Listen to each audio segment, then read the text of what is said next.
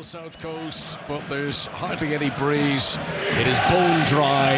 Newcastle in their change strip, the green shirts, white shorts, white socks, are going to get this game started playing from right to left as we look down. Any house team can go ahead of Manchester United and Villa with a win here.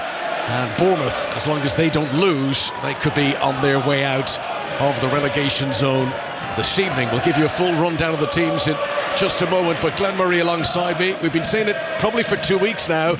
Newcastle down to the bare bones, and they seem to lose players every match that comes. No Callum Wilson today against his old team. Yeah, no Callum Wilson and no return for Isak either, so that leaves no recognised centre-forward that we know of in the Newcastle ranks. And when I get a look at this Newcastle 11... First attack for Bournemouth. Christie's shot on target is saved by Nick Pope. Ryan Christie hit it from the edge of the penalty area, left-footed. It was high, but it was on target. And Pope sort of fumbled it, palmed it volleyball style up into the air, and was able to catch it as it came back down again. First intent, first shot on target for the hosts. Yes, indeed. And I was just leading on to say there, when I get a look at this Newcastle 11, Bournemouth must really fancy their chances, and they've got to try and take some momentum out of their last win here at the Vitality and really take this game to Newcastle United this evening. Yes, how ambitious will Bournemouth be? They will look at the Newcastle bench as real evidence of just how scraping the barrel that Eddie Howe is. And we know how much money Newcastle have and what a big squad they have, but they're missing so many. And, you know, Bruno Guimaraes suspended today doesn't help. Isak, Jacob Murphy, Byrne, Botman, Barnes, Anderson, Target, Manquillo, Tonali, who's banned. That's a lot of players out of any team. Could today be the day for Bournemouth to get at Newcastle with those three players on the bench, three kids who've never played for the first team before, and two goalkeepers? Here down the right-hand side comes Semenyo. It's a good run, chance to shoot for the edge of the area. Pope saves again. 2 attempts on target inside 2 minutes for Bournemouth. Yes, and exactly what I expected from Bournemouth, and a brilliant mazy run from Semenyo. He cuts in on his left foot, he drives in towards the heart of the Newcastle box, and he hits a shot just on the 18-yard box, low and hard. But Pope's equal to it, down to his left, asking questions of the Newcastle goalkeeper already though. There's a throw in on the left-hand side. Lloyd Kelly takes it for Bournemouth to the byline. Solanke hooks in across. Looked like the ball might have gone out of play. Newcastle know all about that from last weekend against Arsenal. It'll fall to Semenyo here in the penalty area. Back inside the box was Lewis Miley. The ball bounced awkwardly up towards his stomach, and Bournemouth fans were screaming for handball in the penalty area, but I don't think it was anyway. And the ball is cleared away, and all the way back to Neto. One of the 5 changes for Bournemouth.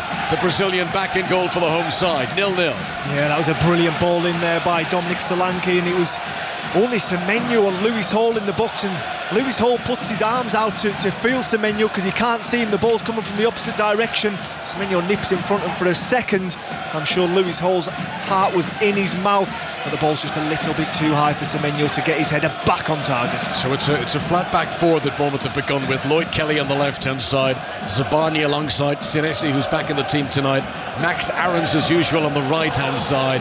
In midfield, Lewis Cook, Ryan Christie, Marcus Tavernier, with Semenyo wide right, Dominic Solanke through the middle, and Kluivert on the left-hand side of the attack. Neto's clearance, right-footed, trying to clear the lines. He had started the first 9 Premier League games this season, Neto, but Radu had come in to start the last 2 before today. As Joe Linton on the left-hand side for Newcastle feeds it into Joe Willock, and then Longstaff gives it back to Almiron. This is a good 20 yards outside the penalty area that Newcastle attack. Trippier's available right-hand side, plays a nice ball in front of Longstaff. Now this is a crossing position, right-hand side for Newcastle. Twisting is Almiron, trying to shrug off the attentions of Kluivert. Back to Trippier again on the right-hand side, and Newcastle trying to develop into something of a tempo and a rhythm, and a pass from young 17-year-old Lewis Miley back to Fabian Schär. Lewis Hall comes forward on the left-hand side, but Joe Linton can't receive, and Semenyo's away again, running towards the halfway line, tackled by Miley. That'll do Miley's confidence the world of good. Yes, it will indeed. Just tried to get away there, Semenyo, but didn't have many options in front of him, as we see Newcastle just get a foothold in the game. This is more what Eddie Howe will expect coming down here at the South Coast. He's limited, but he'll feel that his 11 is good enough to take this game on and take 3 points home. But it's going to be a big ask of Newcastle United tonight. You can tell that the home faithful are on board with that last win out here a little bit of momentum there, looking to try and step outside of the relegation zone and just I suppose, kickstart their season with a couple of wins. That's the voice of Glenn Murray watching this game with us here at the Vitality Stadium. Zabania's possession for Bournemouth. Halfway line, gives it short to Ryan Christie. Back behind to Senesi, so a chance to give you the Newcastle team. Nick Pope in goal, Trippier, Lascelles, Share and Hall the back four. Longstaff, Miley and Joe Linton in midfield. Almiron, Willock and Gordon in the attack. And sometimes it's Joe Linton who goes in ahead of Willock. I think they will swap that role as the day goes on. Here comes Max Aarons, good storming run down the right-hand side. Semenyo takes it off him again. Goes in field of Lewis Hall, who hits the deck inside his own penalty area. Newcastle win back possession. Joe Linton with a nutmeg on Ryan Christie. And then Hall is able to clear the ball away long, up over the halfway line towards Anthony Gordon, who is the central attacker. A week ago at St James's Park when Newcastle beat Arsenal, Gordon went in centre forward and within seconds scored the goal that decided the game. And Eddie Howe hoping that he can profit in that position again. Yes, that's exactly what he'll want from the young man up front in Anthony Gordon. He wants that outlet, especially when they're under a little bit of pressure. He gets down the left-hand side there, carries the ball, gets his team up the field, eventually winning a corner. Brilliant centre-forward play. Corner to Newcastle, left-hand side. Anthony Gordon with 2 goals in his last 3 Premier League games. No Isak, no Wilson. Corner's going to be taken by Trippier. Rolls it short to Anthony Gordon. Almiron across as well, and then back to Trippier, who tries to play it in, and good work by Tavernier, who blocks it down and takes some of the progress away from Newcastle here. It's a poor ball by Lewis Hall. Bournemouth regained possession. Newcastle with many players forward were light at the back, so Trippier wasn't taking any chances, and he thunders into a sliding tackle on Tavernier and puts the ball out of play. Yeah, that's the right word, thunders in, because if he wasn't taking the ball, he was taking everything there. He knew if Tavernier got past him, he was in acres of space. Trippier reads the situation, comes up and cleans it up for Newcastle. First time today that Androni Iraola has come up against Newcastle, or indeed has come up against Eddie Howe as a manager. He's made 5 changes today, which is the most alterations that Iraola has made between Premier League games since coming in, and he wants a reaction from the 6-1 defeat last weekend. Mind you, 6-1 away at Manchester City isn't quite the same as 6-1 in other places, but he clearly wants to see something different today. Yes, definitely. I think when you say 6-1 away at the Etihad, it's one of those that you've just got to put to bed right away, forget about, move on, and don't let the Premier League get on top of you. These are the games at home that they're going to try and make count. Good work from Share, lunging in ahead of Semenyo to win the ball. Joe Linton to the edge of the penalty area, shuffles it to the right to Longstaff, good shot, and I think it was touched over. It was Neto getting his fingertips to it. There was power in that from Sean Longstaff, and it's going to be another corner. Longstaff, who scored against Bournemouth here 4 seasons ago. Yeah, just gets it on his right foot and he fancies, why not have a dig? He catches it nice and clean, but it's down Neto's neck, manages to just get a touch on that. Well, it's a swirling, moving ball as it's coming down the goalkeeper. It might be right at him, but he needs a lot of concentration to keep his eye on that ball as it's really travelling towards him. Tips it over for a Newcastle corner. So Trippier, who with his earlier corner attempt played it short, might well look to send this one into the box. Bournemouth 0, Newcastle United 0. 5 line from the BBC. Here it comes from Trippier. Attacking the front post there was Fabian Schär, but Bournemouth had defenders in that area and are able to clear away. Lewis Hall inside the set-piece circle all by himself. Gives it back to the left-hand side to Trippier. That's a clever ball. Schär, left-hand side, on his right boot, sends an in-swinging cross, headed towards the edge of the box to Almiron, who's tackled by Semenyo. Now the break is on. Newcastle need to get players back. It's a run by Tavernier, and he was running so fast he pushed the ball too far in front of him, and Lewis Hall, sweeping over from left back, was able to make the tackle. He was the last man. Yes, Tavernier was just a little bit eager to try and get away there, wasn't he? Pushed that ball just a little bit too far in front of him, and Lewis Hall will be very thankful that he just right into his path and he's managed to clear it up. Here they come again, Bournemouth, attacking down the left-hand side. Tavernier's cross is low and straight at Fabian Schär, who was able to clear away, so still 0-0. Well, we know the Champions League has increased Newcastle's workload this season. They are into the quarter-finals of the League Cup too. And we're beginning to see the evidence of it, but I was at Old Trafford for the last round of the League Cup, but it was very much a second-string Newcastle team, and the likes of Emil Trapp and Matt Ritchie, a former Bournemouth player, and Paul Dummett, and these guys who don't get to play very often, and they all played very well, and they beat Manchester United by 3-0. So there is another layer there for Eddie Howe. It's just not, potentially rusty layer. It hasn't had much Premier League action lately. Yeah, without doubt there is another layer, and it's a solid layer in all fairness. I'm not sure how much creativity and goal scoring it's got, and that is probably the one question you've got over Newcastle, and that's why I expect them to be active when it comes to January. But for now, it's about ticking these games off, getting to January and being able to dip into the market. But so far I'm sure Eddie Howe will be happy that the way his players have reacted after the opening 3 minutes when Bournemouth burst onto this pitch.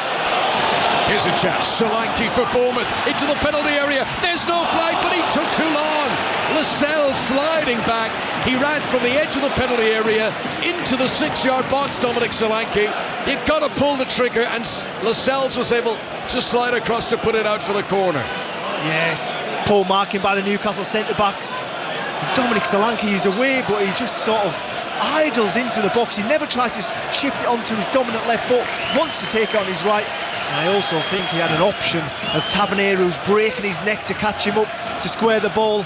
And he did say something just after the ball was cleared. They've had a couple of shots on target before that, but that's been Bournemouth's best chance. And Solanke, their top scorer, I think he'd at least test the goalkeeper.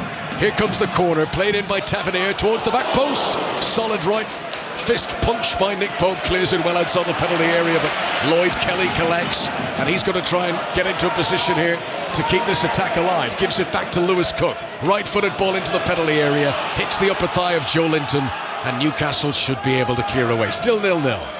Good goalkeeping there from Nick Pope, dominant in his own area. Semenyo was up, he was hanging in the air ready to head that, but Nick Pope comes out like a Superman in blue and punches that ball clear. Got good purchase on the ball. The three youngsters on the Newcastle bench today: Amadou Diallo, who is a winger; Alex Murphy, who's a young Irish defender; Ben Parkinson, who's an English forward. He's been on the bench for recent games. He played in a pre-season friendly, a few pre-season friendlies, but no sort of senior appearance for Ben Parkinson, who, if anything was to happen to the attackers for Newcastle, could be thrust into the Premier League limelight today. Yes, without doubt. And I suppose it's that balance for Bournemouth of sort of wanting to carry on that momentum down here at the Vitality, but also thinking if we can frustrate Newcastle for long enough, they've got nothing from the bench, they've got no creativity from the bench, and then we can hit them. It's that balance of trying to find which one they're going to be successful with this evening. Eddie Howe, of course, knows this part of the world extremely well. He's ingrained into the fibre of Bournemouth Football Club, had such a successful spell in charge here. He took the club from the 4th tier up to the top tier. He had 2 different spells as Bournemouth manager, and 9 of the current Bournemouth squad were signed by Eddie Howe, so his imprint is still very much evident. But he is the opposition coach today, and he's got a problem here because Fabian Schär, the Swiss international, has sat down on the ground. Nick Pope is going to throw the ball out. Injury worries continuing for Newcastle and Eddie Howe. Yes, and the opening 12 minutes of this game, and that is the last thing Eddie Howe and his coaching staff need, is another injury. The list is already long enough, and unfortunately for Fabian Schär, there was no movement there. He decided to sit down. He looks quite uncomfortable, and it looks like Newcastle could be forced into another change. And you mentioned Eddie Howe there, and I just wonder if him and Jason Tyndall standing down on that line, that they've stood there so many times before. I wonder if it still feels strange standing on the opposite side of the dugout. Yeah. I wonder when he came out, did he have to do a little sidestep, Eddie Howe, having so used to, over the years, almost a memory imprint to go to the home dugout. Well, Scher's still getting treatment. Emil Kraft is doing the most vigorous of the warm-ups. Kraft, who made his first appearance of the season in that League Cup game at Old Trafford 10 days ago. His first game since that ACL injury at the start of last season. He picked it up against Tranmere, remember being at Prenton Park that night. Scher is back up on his feet. He will leave the field. The question is, will he come back on? He's walking, he's not hobbling. I think there's a fair chance Fabian Scher continues here.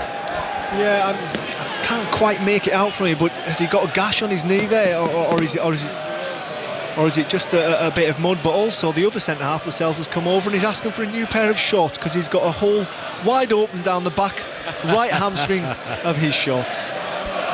So it's all falling apart for Newcastle here. 0-0 literally at the Vitality. Speaking of shorts, while we have a break in play, there's something off-putting about Neto's shorts.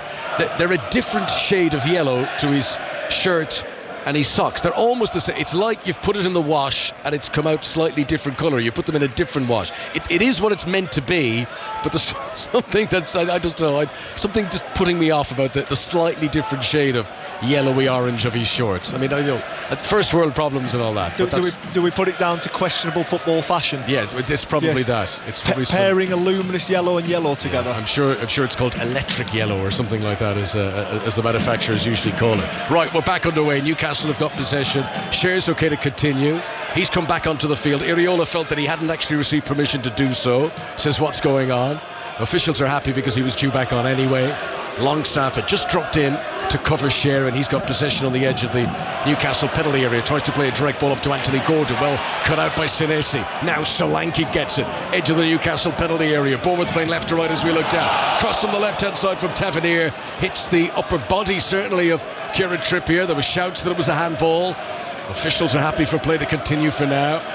Kelly will give it back to Lewis Cook again, but you said it right once the team sheets came out today, Glenn, that this was an opportunity for Bournemouth to go at it, and they have been on the front foot. They are playing very high up the pitch.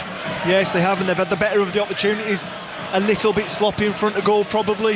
I'm sure when Dominic Solanke watches that chance back, he'll wish he could have it again, because he might be a little bit faster and he might try and shift it onto his left foot, but Bournemouth still in the ascendancy here. This is Tavernier trying to turn. He's done well and gets it up towards Solanke, and Shear goes down again, and the referee says that Solanke has fouled Shear, and no ill effects from the injury a moment ago as the Swiss international jumps back to his feet. Then Clivert fouls Longstaff. Free kick to Newcastle. Frantic start to the game on 5 Live. Bournemouth 0, Newcastle 0. Earlier on today, Tottenham were 1-0 up against Wolves until very late on at Molineux, and then 2 late goals turned it around. Wolves 2, Tottenham 1. Bad week for Ange Postecoglou. 2 defeats back-to-back in the league. Here comes Lewis Hall on the attack for Newcastle. Low left-footed shot. He's straight at the goalkeeper and tame. He scored at Old Trafford in that League Cup win against Manchester United. Lewis Hall, that was his first goal for Newcastle, but he never really got the power behind that effort. No, he didn't, but that's the first Newcastle attack ended in a shot, in all fairness. He's got in there, he's shifted on his left foot inside the box, and he's trying to hit it across Neto, but like you said, just didn't quite get the purchase. And now we've got a Bournemouth player who's gone down off the ball, and that's Semenyo. Looks like he's holding his right ankle. Yeah, Semenyo looks like he's in need of treatment. His teammates have possession. They're playing on without him for the moment. He sort of got back up to his feet and he's gone straight back down again, so he tried to put weight on that ankle, and down he goes. They put the ball out of play and he's going to need some treatment, so 0-0 it remains for now. Elsewhere, earlier on today, Arsenal beat Burnley by 3-1. Goals for Trossard, Saliba, Zinchenko, who got his first home goal for Arsenal. They finished with 10 men after Fabio Vieira was sent off. Crystal Palace were beaten at home 3-2 by Everton. Goals for Mikalenko, Doucouré and Idrissa Gana Gueye. But a 5-goal thriller at Selhurst Park. Manchester United scraping through. Lindelof's goal around the hour mark, giving them a 1-0 win against Luton, and a victory that Eric Ten Hag very much needed. We've just seen in our monitors an image of Philip Billing, the Danish international, who's watching on from the stands, and he's not involved today for Bournemouth.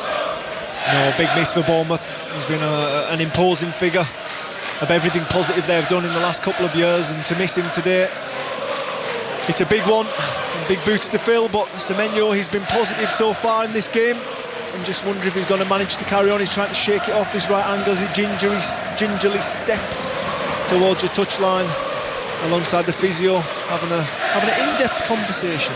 Semenyo, who joined back in January for Bristol City, had played on loan at Sunderland in the past. He's not yet completed 90 minutes in the Premier League this season, Antoine Semenyo, and he is going to come back on here. Gets a little pat on the back from Androni Iraola. It was 2 years ago this week that Eddie Howe was appointed Newcastle coach. They were 19th in the table when he arrived. Top 6 at the moment, now a Champions League club, Newcastle, but they haven't been in the top 4 since the opening weekend. That said, league form's been very good in recent weeks, and after a tricky spell when they had 3 poor matches in a row in the league, Eddie Howe's team, despite the injury and suspension problems, do look to be in much better fettle these days. Long ball is played forward. Joe Linton, who's currently leading the line, chases after it. Kelly gets there first, back to Zabarnyi. The Ukrainian pumps it long, straight up towards the Newcastle penalty area. Lascelles gets there ahead of Solanke. Ball falls for Trippier, who launched it away as well. And very much clear your lines for Newcastle there. 2 long boots up the field in a row. Yeah, Newcastle just getting rid of it there, managing the situation. I think they've gone for a little formation change, like you say. Anthony's now on the left-hand side, and they've gone for more of the physical presence of Joe Linton up front, and that might just be able to take a little bit of pressure, play it into his feet, and get people to run off him. Last weekend, Bournemouth did keep Manchester City to 0-0 for the first half of an hour, but Pep Guardiola's side ran out 6-1 winners in the end, so Bournemouth fans won't be getting too excited about a good start here. They'll want to see a full 90-minute performance this evening. Neto clears it straight down the pitch. Dominant header won by Lewis Hall, who's covering for the injured Dan Burns. They reckon Dan Burns won't be back until the new year with that lower back injury he picked up last weekend. Justin Kluivert gives it out to Marcus Tavernier. Marcus Tavernier, who came through the youth system with his brother James at Newcastle in the past, so he'll be well aware of the club that he's playing against today. Senesi here, who scored in this game last season. Pressure from Gordon, but he can't get there ahead of Zabarnyi, and Bournemouth clear it away. Trippier for Newcastle gets it back 15 yards inside his own half. Turns and gives it to Lascelles, who's still deputising for the injured Botman. That's good work by Senesi to win possession for Bournemouth, but then he runs into young Lewis Miley, who on his first Premier League start has had a steady start to the game. He's not stuck out as an inexperienced player in this opening stage of the match. No, not at all. He's holding his own in there, especially with Sean Longstaff next to him, who just seems to grow with every performance in maturity and stature, and I'm sure he's helping the young man next to him through this game, just keeping the right position and holding when needed, and also bursting when needed. I walked past Lewis Miley earlier on when he was sitting down in the bench here just after the teams arrived, and I thought, wow, he looks like a schoolboy, he looks like he's 14. Then he stood up, and when he stands up, he doesn't look like he's 14. He's got a man's body with that boyish face on top of it, but he is only 17. Yeah, he's long, isn't he? He's a tall young man, but he looks like he could fill out a little bit more and just grow in stature, like we've seen John ball Lange into the penalty area. Solanke tries to turn Scher and runs into the Swiss international, who clears away. Yes, again, Bournemouth trying to just find Solanke in a little bit of space in the Newcastle area. Couldn't quite get it under control, but Bournemouth come again. Midway through the first half, Bournemouth 0, Newcastle 0. Tomorrow will bring you commentary of Liverpool against Brentford in the Premier League, and Chelsea against Manchester City, which is the 4:30 game. Tomorrow will be all over those here on 5 Live. Semenyo holds off Lewis Hall, good upper body strength, rolls the ball back to Marcus Senesi, one of the 5 changes in Iriola's team for this game. Max Aarons controls the ball. He's featured in every Premier League match this season, but he's challenged by Anthony Gordon. Gordon, who's gone back to the left wing at the moment, with Joe Linton in the more central attacking role, which, remember when he came, Joe Linton, to Newcastle first, he played as an attacker, and he wasn't anywhere near as effective as he's become as a midfielder, but who knows? Long clearance by Senesi down the left wing. Tavernier, who's seeing a lot of the ball for Bournemouth, has got Trippier absolutely all over him, growling down his neck, and Tavernier tries a trick there where he kind of backheeled the ball through Trippier's legs and tried to run around the other side, but he didn't realise that Longstaff was located behind, and Newcastle get it back again. Almiron, whose name we've not mentioned too often in this opening quarter of the match so far. Almiron, who came off the bench against Dortmund but didn't start. It was Livramento who played in that right wing attacking position in Germany in midweek. Hall slightly miscontrolled. Semenyo seizes an opportunity to pounce. Hall is struggling here, falls to his feet, off his feet, but manages to release the pass into Miley. Back to Hall again. That's better from Newcastle as they keep it moving up to the halfway line, and Gordon stretches it out into space on the right hand side. Almiron pushes it in front of Joe Linton. Senesi's the defender who comes across to cover, and he's done well. Excellent from Senesi, and Bournemouth regain possession. 0-0. Yeah, a lovely bit of play down this left-hand corner from the two Lewises in Newcastle, Miley and Hall, combining to just get Newcastle out what was becoming a little bit of a sticky situation. Launched an attack that came to nothing. Bournemouth have had a tough run of games. It was Liverpool 10 days ago, Manchester City away last Saturday, Newcastle here today. They'll enjoy the rest of the international break to come, and in a fortnight back underway again with Aston Villa, who come here before back-to-back away games at Crystal Palace and at Manchester United for Bournemouth, who've suffered a disappointing start to the season. Gary O'Neill with a big win today. You know, we remember that story in the summer, so many raised eyebrows when they decided to replace him with Areola, and the results haven't quite matched the prowess he had with Rayo Vallecano in Spain last season. Long ball forward, now surely has Pope caught that outside the penalty area. His left foot was planted outside the box, but of course it's all to do with where the actual ball was. And Darren Cann, who is the assistant, had a very good view of that, and he's happy that Nick Pope did not handle that outside the penalty area. At the very least, it was tight. That was extremely tight, and it was on the left-hand side of the area, the one closest to us at the moment. We're just seeing a rerun of it here, but without doubt he looks out. The ball's curling just towards him, and I think if you draw a line between the ball and the 18-yard box, it's probably right on line, isn't it? Really tight, but I suppose you've got to say good goalkeeping. Yeah. Nick Pope, who commanded his penalty area with absolutely no margin for error there. So Lascelles at the back clears it right-footed up to the halfway line. Longstaff down for Trippier. Trippier pops it over the top, and Almiron will sprint ahead of Kelly. Now this is a good battle. Almiron against Kelly, and Kelly stretches out one of those long spidery legs of his, and he manages to shadow it out for a corner, but Almiron was close to skinning him there. Yeah, he was running out of space, wasn't he? Lloyd Kelly's trying to step across Miggy Almiron. He steps and just Almiron just dangles a leg and manages to flick it off Lewis Kelly for a corner. But great action replay of that in slow motion there. I mean, he's a firm grip at the back of Almiron's shirt there. He's trying to swap shirts mid-game there, Lloyd Kelly. And to be fair to Almiron, he's not made a song and dance about it. Newcastle get the corner on the right-hand side. 27 minutes played. 5 live from the BBC at the Vitality. This is the 5:30 kickoff in the Premier League. Willock chips it in. There's a header for Lascelles, and it's saved by Pope, by Neto. Jamal Lascelles was offside anyway. It wouldn't have counted, but he did well. He got up, he powered the header down. Neto made a good save, but it wouldn't have counted anyway. No, he didn't. And Lewis Miley was just in front of him. He looked to me like he got a good shove in the back as that ball just floated over his head. But yes, we can see there Jamal Lascelles just creeps offside.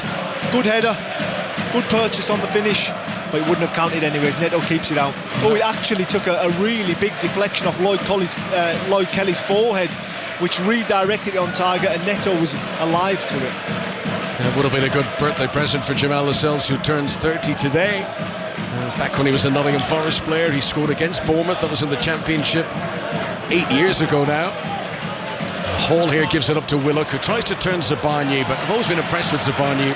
Young defender who's so solid, and he wasn't being fooled by that little swing of the hips by Joe Willock there, in one possession back for Bournemouth. They don't keep it though. And after a good early spell, the opening 15 minutes, Bournemouth had all the possession. Newcastle seeing more and more of the ball now. That's a good interception by Lewis Cook, though, and his 250th appearance of his league career. Now they come through the centre. That's good. Clivert, chance to shoot, right-footed. Pope dives to his right and makes a good save.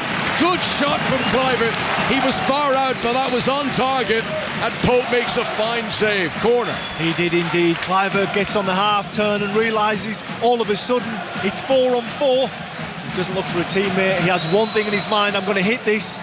Good diving save to Pope's right-hand side. Seemed comfortable all along though, the goalkeeper, even though it was a bit of a photography moment. Justin Clivert's father, Patrick, who played for Newcastle and also scored home and away against them for Barcelona in the Champions League. Patrick Clivert in the past. The injury woes are continuing for Newcastle. The latest player down is Miguel Almiron, and he looks quite distressed there actually. He's sitting up, but he's got anguish and pain all over his face as the physio runs on, and there is activity in the technical area to suggest that Almiron is not going to be able to continue here. So Newcastle, who've already had the injury in the game to Cher, who was able to continue, now are sweating over Almiron, and it's another former Bournemouth man, it's Matt Ritchie who's receiving instructions down on the touchline, and if Almiron isn't fit to continue, it looks like it'll be Ritchie who will come on. Ritchie who came on against Arsenal last weekend, start to the previous League Cup match, previous domestic game against Manchester United, but has had very little Premier League experience over the last year or so, Matt Ritchie, but he's going to get a chance here if Almiron isn't able to continue, and we're still waiting to see. There's a shake of the head from Almiron. It doesn't look good. No, the physio it looked like it could be a muscle injury. It looked like he was just stretching his hamstring, checking his hamstring, and if that is a hamstring for Almiron, I think it's in the very early stages, and it's a precautionary change, but also one that is probably through fatigue of the fixture list, and the change is going to be made, and it's the former Bournemouth man, Matty Ritchie, that's going to come onto the field at play. It's not good news for Eddie Howe, because Almiron's one of the few goal scorers left in his team. But the Paraguayan makes way. Nice warm applause from both sets of supporters to Matt Ritchie, and Bournemouth fans remembering his contributions to the club of the past as they give him a warm welcome back to the Vitality Stadium. Corner to Bournemouth, now that play can get back underway. Cook is standing over it, far side of the field from us. Left hand side as Bournemouth come forward. Short run up from Cook. In swinger, Pope punches, comes to Christie, back in on target, saved by Pope again. He's been by far the busier goalkeeper. It hits the corner flag and then goes out for a throw.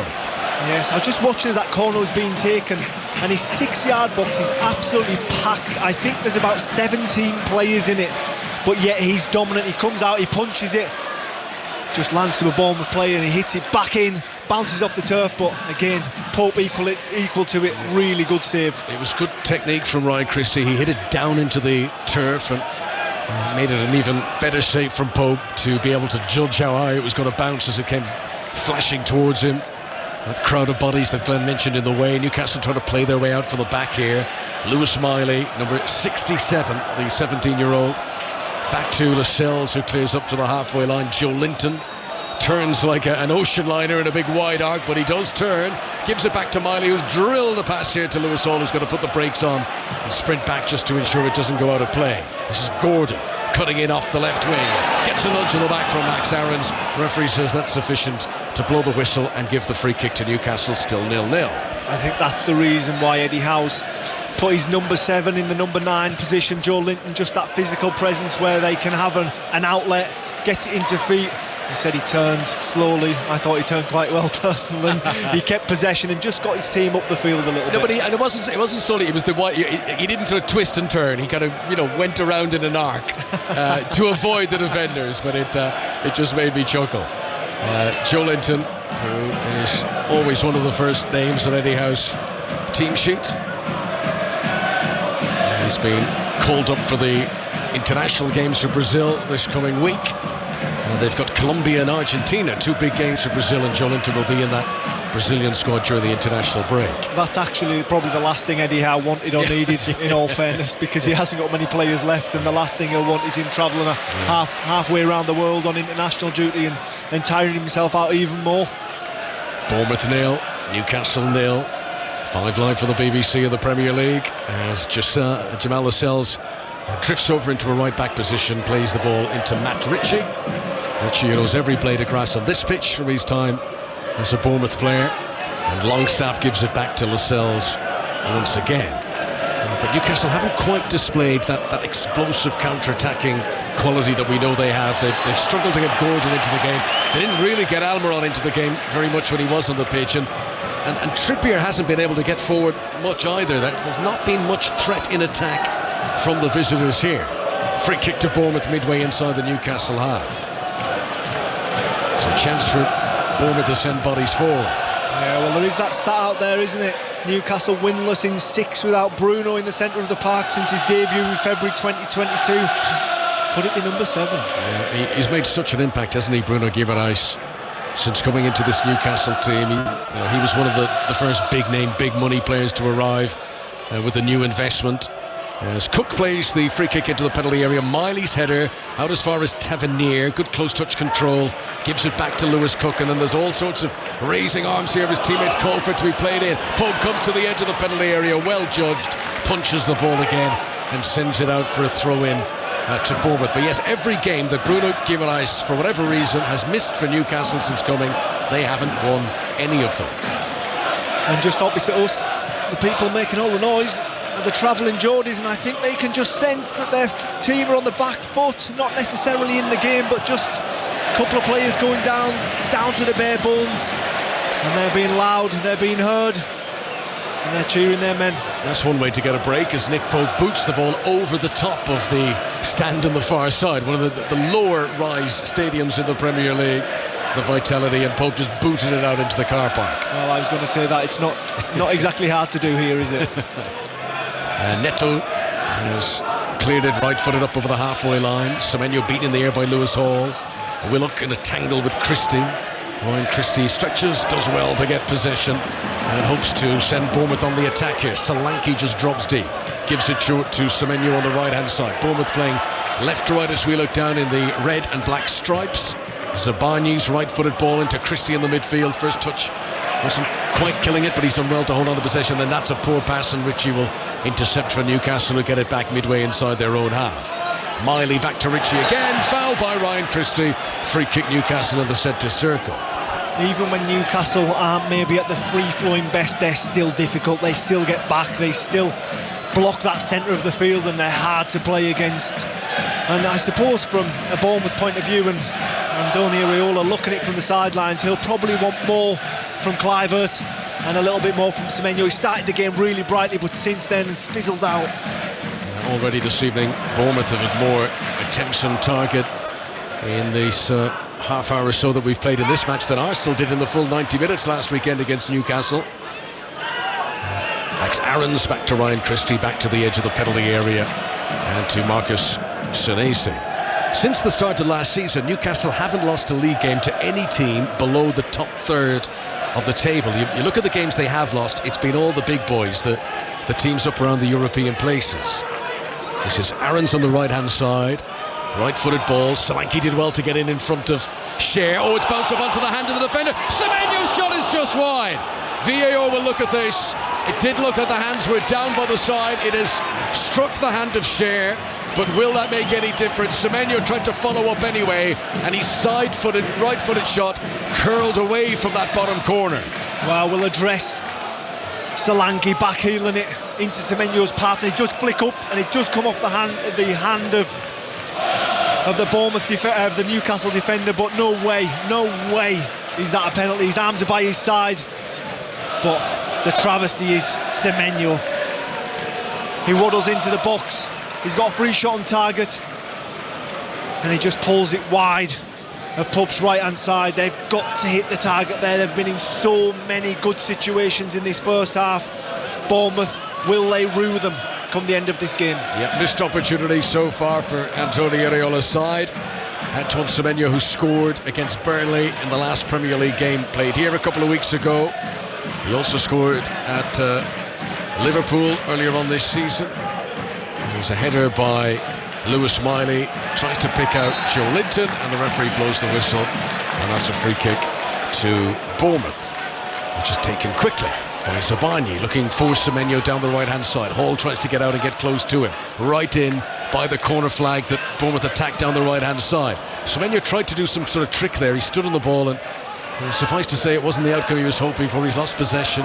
Hall plays it up towards Joe Linton, using that strength again, turning well and releasing Willock, who's got Anthony Gordon outside him. Senesi's got to be careful here. Gordon hurdles over him. This is a chance for Newcastle. Gordon into the penalty area, pulls it back, but cleared away by Tavernier, who was covering back. That's Newcastle's most exciting attack in some time. 0-0 it remains here on 5 Live. Yes, Senesi come flying out this left-hand side, and he was trying to take everything, regardless if he got the ball, but Gordon was too wide, hurdled over and puts a good ball into the box, and it's Tavernier that just sweeps that cross up before Sean Longstaff strides onto it and hits it towards the back of the net. So we've got just over 6 minutes of normal time to go until the break. 0-0. Here's Joe Willock inside the penalty area that Newcastle are attacking. Turns 180 degrees back at himself, gives it to Anthony Gordon. This is still inside the penalty area. Gordon hits the ground. Referee says corner. Corner to Newcastle on the left-hand side. Yes, he really did hit the deck, Andy Gordon, pretty quick. But there was no wrongdoing. He gets up, no complaints. Good tackle by Max Aarons. Puts it out for a corner. It's Kieran Trippier, the set-piece specialist, Newcastle's set-piece specialist. Just wanders over, taking this thing out of the game, just taking his time to spot this ball and put this into the Bournemouth area. So, pretty much everyone forward for Newcastle. Definitely everyone back for Bournemouth. Here it comes, right-footed, in-swinger from Trippier. Comes on the edge of the area to Ritchie against his old club. Drills it back in, too many bodies in the way. Don't think it was going on target anyway from Matt Ritchie. And a chance of a Bournemouth break as Cook puts it in front to Tavernier. Newcastle scrambling to get back. Tavernier switches it, looking for Kluivert. Sprints to keep the ball in play on the right-hand side. Newcastle worked really hard there to make sure that wouldn't be a proper counter-attack. Aarons, crossfield pass that's just behind Lloyd Kelly, 10 yards outside the Newcastle penalty area, and he's got to retreat back to the halfway line. Yeah, you said that was a pass by Max Aarons. I think he was actually trying to cross it. His left foot just wasn't that great, but luckily it finds Lloyd Kelly on the right-hand side, and all of a sudden Newcastle are sitting in a low block and Bournemouth are in control. Bournemouth 0, Newcastle 0 in the Premier League. Aarons takes on Trippier in the left-back position, gets around him, swings it in towards Solanke. Lascelles was the bodyguard there and manages to clear it away. Then a clever little backheel volley by Cook. Picks out Christie. Semenyo's in here, tries to control it and fails. And the ball pops up into the arms of Nick Pope. What a chance that. Semenyo's had a few chances today. Yes, he has indeed. And Ryan Christie, brilliant swept ball with his left foot. And Semenyo just breaks that offside trap. But his touch lets him down. How many good positions are Bournemouth going to get in this game and not make them count? If he controls that, it's 1-0 to Bournemouth, surely. He had the goal at his mercy. Led off for Newcastle, who've used up a few of their 9 lives already in the 41 minutes we've had of the Vitality. Yeah, they just don't seem to be able to get going this evening. They seem a little bit lacklustre. They're looking for that spark. But the question is, who is it going to come from? 0-0 for now. Bournemouth have only had one scoreless game this season. That was when Chelsea came here in mid-September. Both games between these sides, home and away, finished as a draw last season. 1-1 here, 1-1 at St James's Park. Aarons plays it forward, looking for Solanke. Short sleeves on the gloves. Scher comes out. Solanke tries to go past him. Scher stands tall. Ball goes out for a throw into Bournemouth on the right-hand side.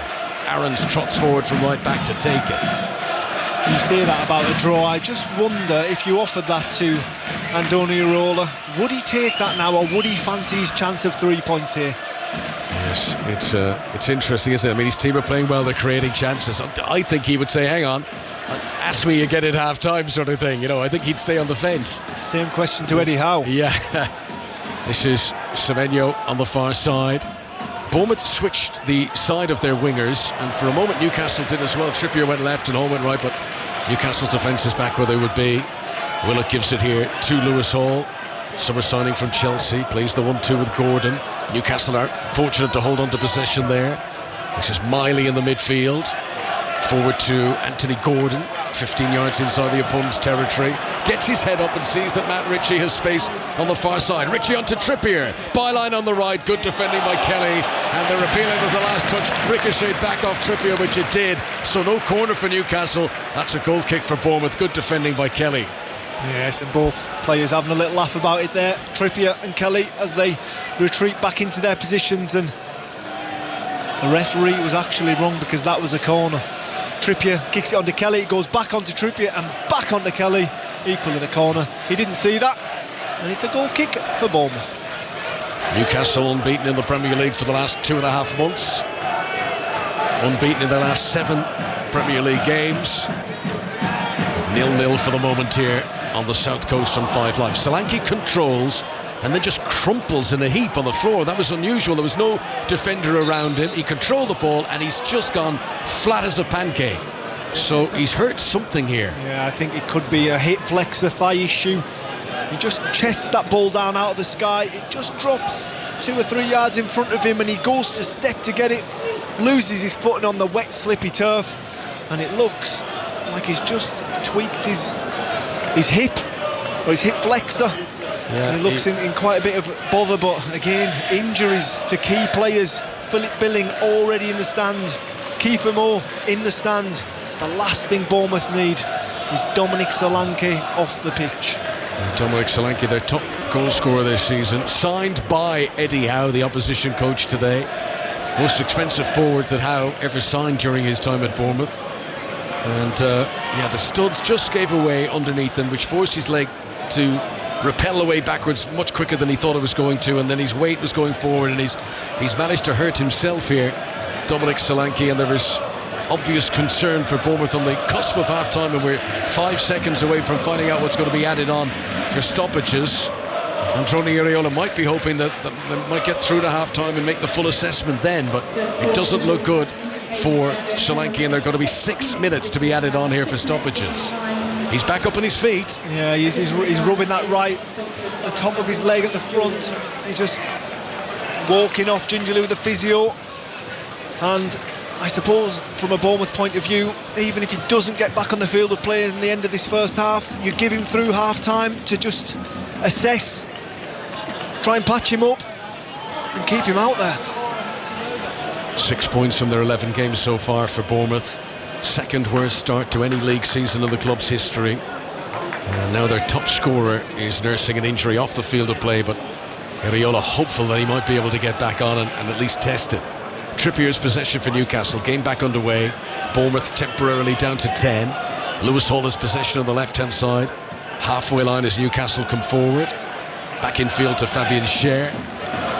If you're just joining our coverage, injury problems continuing for Newcastle with Miguel Almiron having to be replaced, injured in this first half, and Matt Ritchie coming on in his place.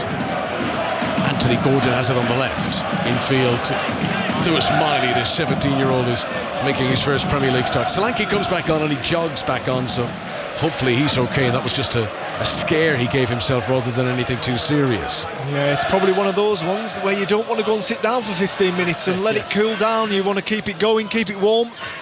A little muscle injury like that, but looks like he's okay, back in the thick of it. Looks quite comfortable. Miley hustles in the midfield there, looked like he was going to lose the ball, but he did well to hold on to it. That's a good ball. Hall infield to Joe Willock. Now a crossfield pass. Matt Ritchie in the penalty area, tried to pull it back for Sean Longstaff, and too close to Lloyd Kelly, I think, who cleared away.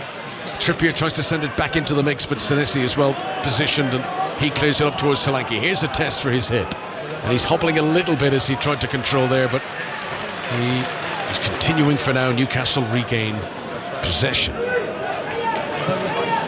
Long ball played forward by Ritchie towards the edge of the Bournemouth penalty area. Sabani was backtracking and Kelly will help it back to the goalkeeper, Neto. Yeah, as we take into the 47th minute of 6 extra minutes, I think both managers would be happy to shake hands and get in for half-time at this rate, because both have injury concerns, both look fatigued, but the game ticks on.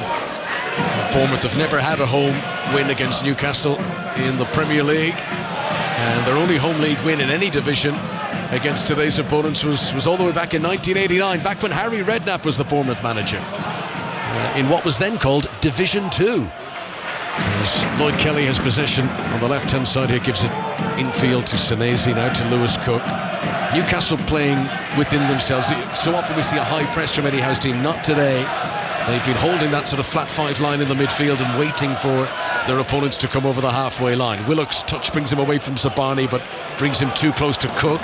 Cook will send it ahead of Semenyo, who's going to be beaten by the byline as the ball goes out of play for a Newcastle goal kick. Still 0-0. Yeah, it's one of those for Newcastle, conserving energy away in Dortmund, Germany, midweek. Long flight, difficult game, injury hit squad, just need to hang in there. Can't always be 100 miles an hour, can't always be on the front foot, need to navigate your way through a Premier League season as well as balancing a Champions League campaign as well. It's difficult and it's different for Newcastle. Pope's clearance right-footed from the edge of his 6-yard box. Joe Linton wins the flick-on header, but straight to Max Aarons. Semenyo right up against the touchline, was unable to control, and that goes out in front of the dugouts for a throw into Newcastle. That was very generous because he shinned that out of play, didn't he? I was actually going to say more critical tones of him there, and then I thought he was right up against the touchline. That was the one mitigating circumstance, I think. But well, I saw the wry smile on your face. It wasn't as costly as his miscontrol in the penalty area about 10 minutes ago that really should have given Bournemouth the lead. Bournemouth 0, Newcastle 0. Bournemouth, who've conceded a lot of goals this season. Only Sheffield United have conceded more coming into today's games, and I think Areola, he's got to be pleased with the performance here. But like so many other Bournemouth games, can the performance be turned into a result? A draw here brings them out of the bottom 3 today. Yeah, that's the difference between the Premier League and the Championship. Scoring goals. I think when you look at it, the law of averages, you can have 4 or 5 chances in the Championship, miss them and still win. In the Premier League, you want to get 2 or 3, and they've had them already this afternoon. Can they fashion a few more? Gordon tried to do a trick around Max Aarons, and Max Aarons wasn't buying it, and he's one possession back for his team. Tavernier will come forward on the left wing for Bournemouth. Clivert just drops into what he hopes is a bit of space, but Longstaff tracks him. Bournemouth have it with Zabania now back to it. All began with Aarons on the right hand side. His ball towards the penalty area, looking for Ryan Christie. Fabian Schär gets there first, and no messing around, boots it away up onto the roof of the stand again, and that is a throw into Bournemouth midway into the Newcastle half down the right hand side. 0-0 on 5 Live between Bournemouth and Newcastle. Yeah, Newcastle sitting in what is effectively a low block now. They look a little bit sluggish, don't really want to get out, and I think they're ready for half time. Yeah, we're set to 6 minutes of stoppages. We've had 5 minutes 45 seconds, so this could be the last chance of the opening period. Aarons retreats though, gives it back to Zabani, back in field again to the Argentinian Marcus Senesi. Kelly will bring it forward. Left-footed attempted pass is blocked down by Longstaff over there, and the ball ricochets out, and that's a throw in, and surely that's got to be half-time now. But we play on. All of a sudden the game's just died of any energy, any life. So if you're just joining our coverage, best chances of the game were for Bournemouth. Semenyo's had 3 opportunities. Nick Pope has made at least 3 decent saves, and there goes the whistle for the break. So Andoni Iraola, good performance, but haven't been able to make it count, and Newcastle, whose injury woes just continue and continue, are sort of hanging on in here at the moment of the vitality. Glenn Murray. Yes, they are. I think Andoni Iraola will be frustrated that his team haven't hit the back of the net yet, but on the other hand, I think Eddie Howe will be very happy of his team's character so far, hanging in this. Still 0-0 here on the South Coast. Nick Pope, the busier goalkeeper. Bournemouth 0, Newcastle United 0. Thank you very much, both of you. Back for the second half. Plenty of reaction to the day's sport during half-time in the Premier League earlier. Wolves scored twice late on to beat Tottenham by 2-1. 10-man Arsenal, who had Fabio Vieira sent off late on, beat Burnley by 3-1, and that takes them level on points with Manchester City at the top of the table. City have a game in hand. That's against Chelsea tomorrow, that you will hear here on 5 Live Sport. Finished Crystal Palace 2, Everton 3, and Manchester United 1, Luton 0. So reaction to come during half-time. Then at the end of the second half of Bournemouth against Newcastle, it's 6:06. The lines are open, 08085 909 693. Here's the latest news first of all, though, with Dan Morsley. Listen on BBC Sounds. This is BBC Radio 5 Live. Police estimate 300,000 people joined today's march in central London, calling for a ceasefire in Gaza. It's the biggest rally of its kind since the war between Hamas and Israel broke out just over a month ago. Our reporter Francis Reid is at the end of the march route near the US Embassy. There are still some people around here. I've not seen any scuffles personally here. It has been more of a family feel throughout the day. Obviously, it's been daylight now, it's getting into night time. There are people still protesting, still holding up slogans and things like that, but it has been largely peaceful. Well, in the last hour, the Met Police has posted on X that speeches at the march have now ended, and they are encouraging people to make their way home. They've said 105 arrests have been made so far, the vast majority of them largely right-wing counter-protesters. And sources at Scotland Yard say many of those arrested are connected to football hooliganism, and some have previous convictions for football violence. In Gaza, doctors at the largest hospital say patients are at risk of dying as a major Israeli offensive continues around the site. Israel's military says it's not targeting the hospital and has left open a corridor for those fleeing. Ukraine's President Volodymyr Zelensky has marked the first anniversary of the liberation of the port city of Kherson from Russian occupation. He praised residents for, as he put it, inspiring the world with their resistance. And more than 3,000 people are facing a second night in temporary accommodation in southwestern Iceland, where a major volcanic eruption could occur at any moment. People living in the town of Grindavik have been told not to return after a surge in earthquakes. This is 5 Live Sport with Mark Chapman. On 5 Live. Listen on BBC Sounds. So let's bring some reaction to you then from the day's sport. We'll start at Old Trafford. Luton beaten 1-0 by Manchester United. So that's nearly twice in a week they've taken a point off Liverpool and then nearly against Manchester United. Victor Lindelof got the goal for United. First of all, let's hear from Luton's Rob Edwards. Disappointed with how we conceded the goal. Clearly, second or third phase, almost from a set piece. We've got to try and find a way to, in those chaotic moments when the ball's bouncing around, get in the way of it. We do that very well in general, but that's a frustrating way to lose a game. And in terms of the bigger picture, Liverpool last time out, here at Manchester United, are you starting to see more belief in the eyes of your players that they're playing the big boys and they are holding their own? They've had it. Maybe everyone else outside of football is seeing it now and believing and thinking, no way, can Luton actually compete, or can Luton do something? Because we've had that belief from day one. The players are mixing it, and like you say, they're showing intelligence, they're showing they can carry out a game plan, they're showing they can work, fight, scrap, but also play as well. And it's nice to be able to do that against the big boys, but we've only had 1 point to show for it from those last two games, and ultimately we know we need to get more points. I understand the situation. It's all well and good. I have to look at performances because there's only one way to get results, and that's normally performing well. You can't guarantee the result, but we've got to try and find a way to get more points, certainly. So a much needed win for United. Lindelof with a goal, as I say. Here's Erik ten Hag. I think it expresses the way we play football. We attack with 11, we defend with 11. And so everyone from us is capable to score a goal. And you see, we already have 13, but I heard, different goal scorers. And of course, you hope on one day our goal scorers, our attackers, will start to score goals in the Premier League as well. And they are absolutely capable of it. They proved it. Rashford last season, 30 goals.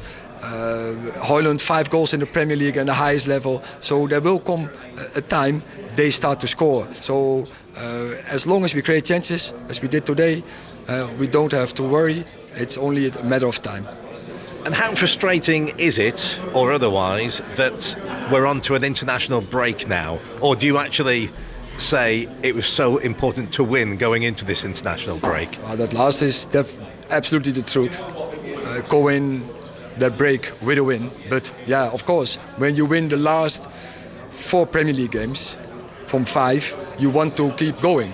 Now we have a break, but it is what it is. You have to deal with it. But yeah, we have to prepare the week after.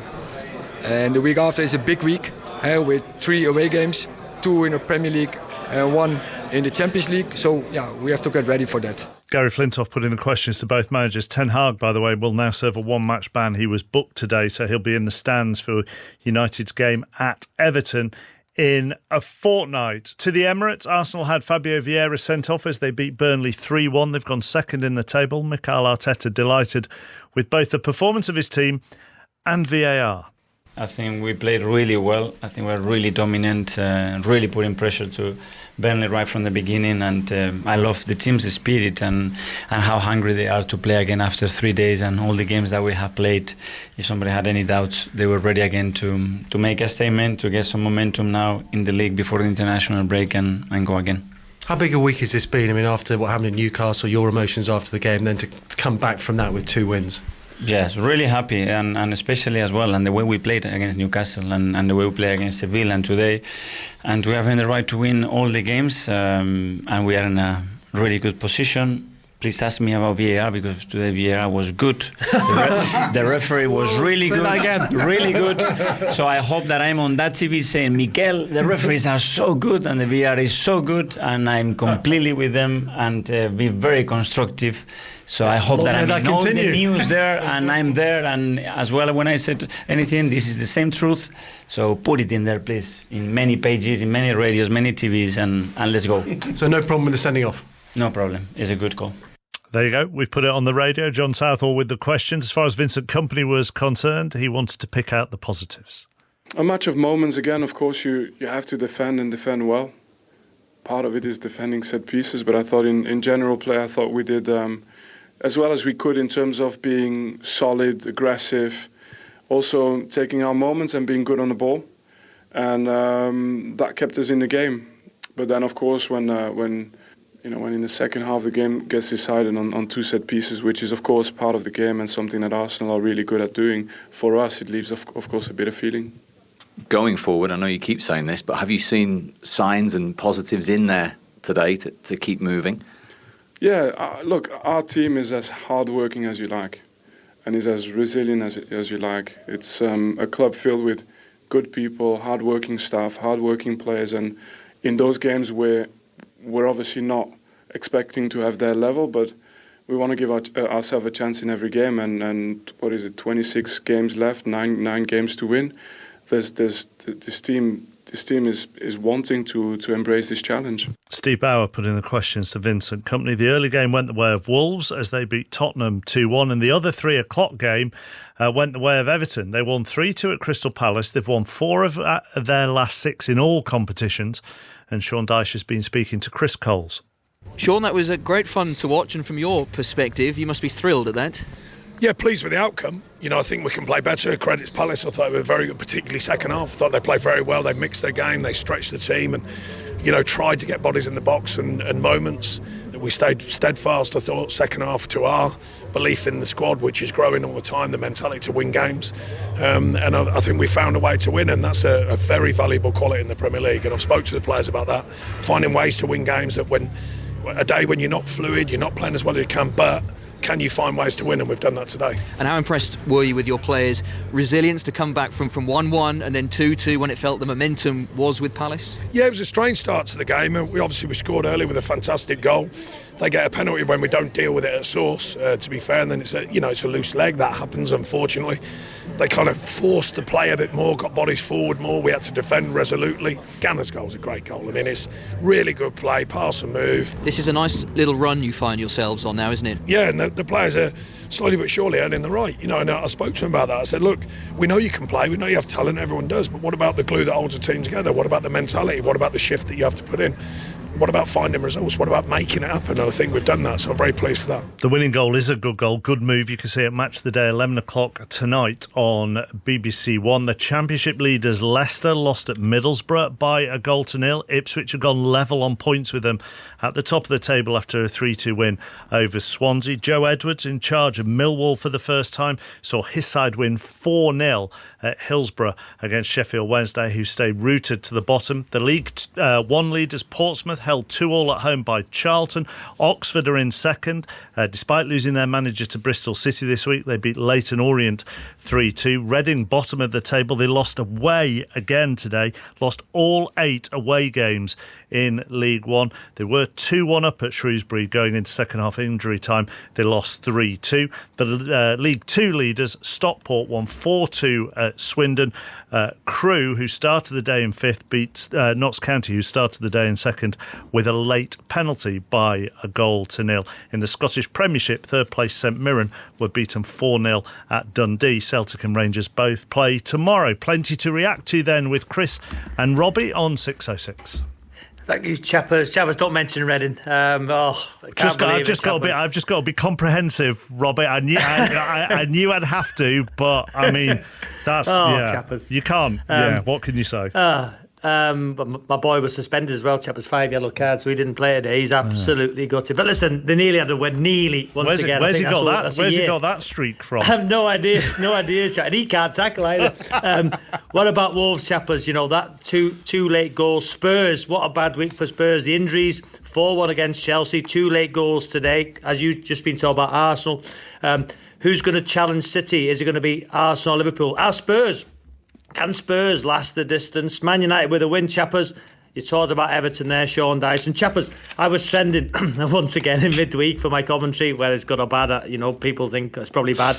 Did you think it was a red? No, Chappers, I didn't. And I'll be honest, I was like a viewer shouting at you at that point. But I can understand why you went with it being a red, but I don't think it was, but we've seen it before because as I think Paul Scholes or Owen Hargreaves pointed out, Paul Pogba has seen red for doing exactly the same thing. Yeah, to be fair, chappers, Scholes and Owen Hargreaves did have their red Man United 1999 shirts on in the studio when they were commentating on it. No, I don't. In this day and age, I can see why it was given. I don't think it is. Thank you, chappers. Listen, cue the abuse on 606 later. 08085 909 693. Thank you, mate. That's all right. I'll put my call in. Right then, let's go to Russell Fuller at the tennis, where it's all square going into day 2 of the Billie Jean King Cup playoffs, but mixed days for the Brits.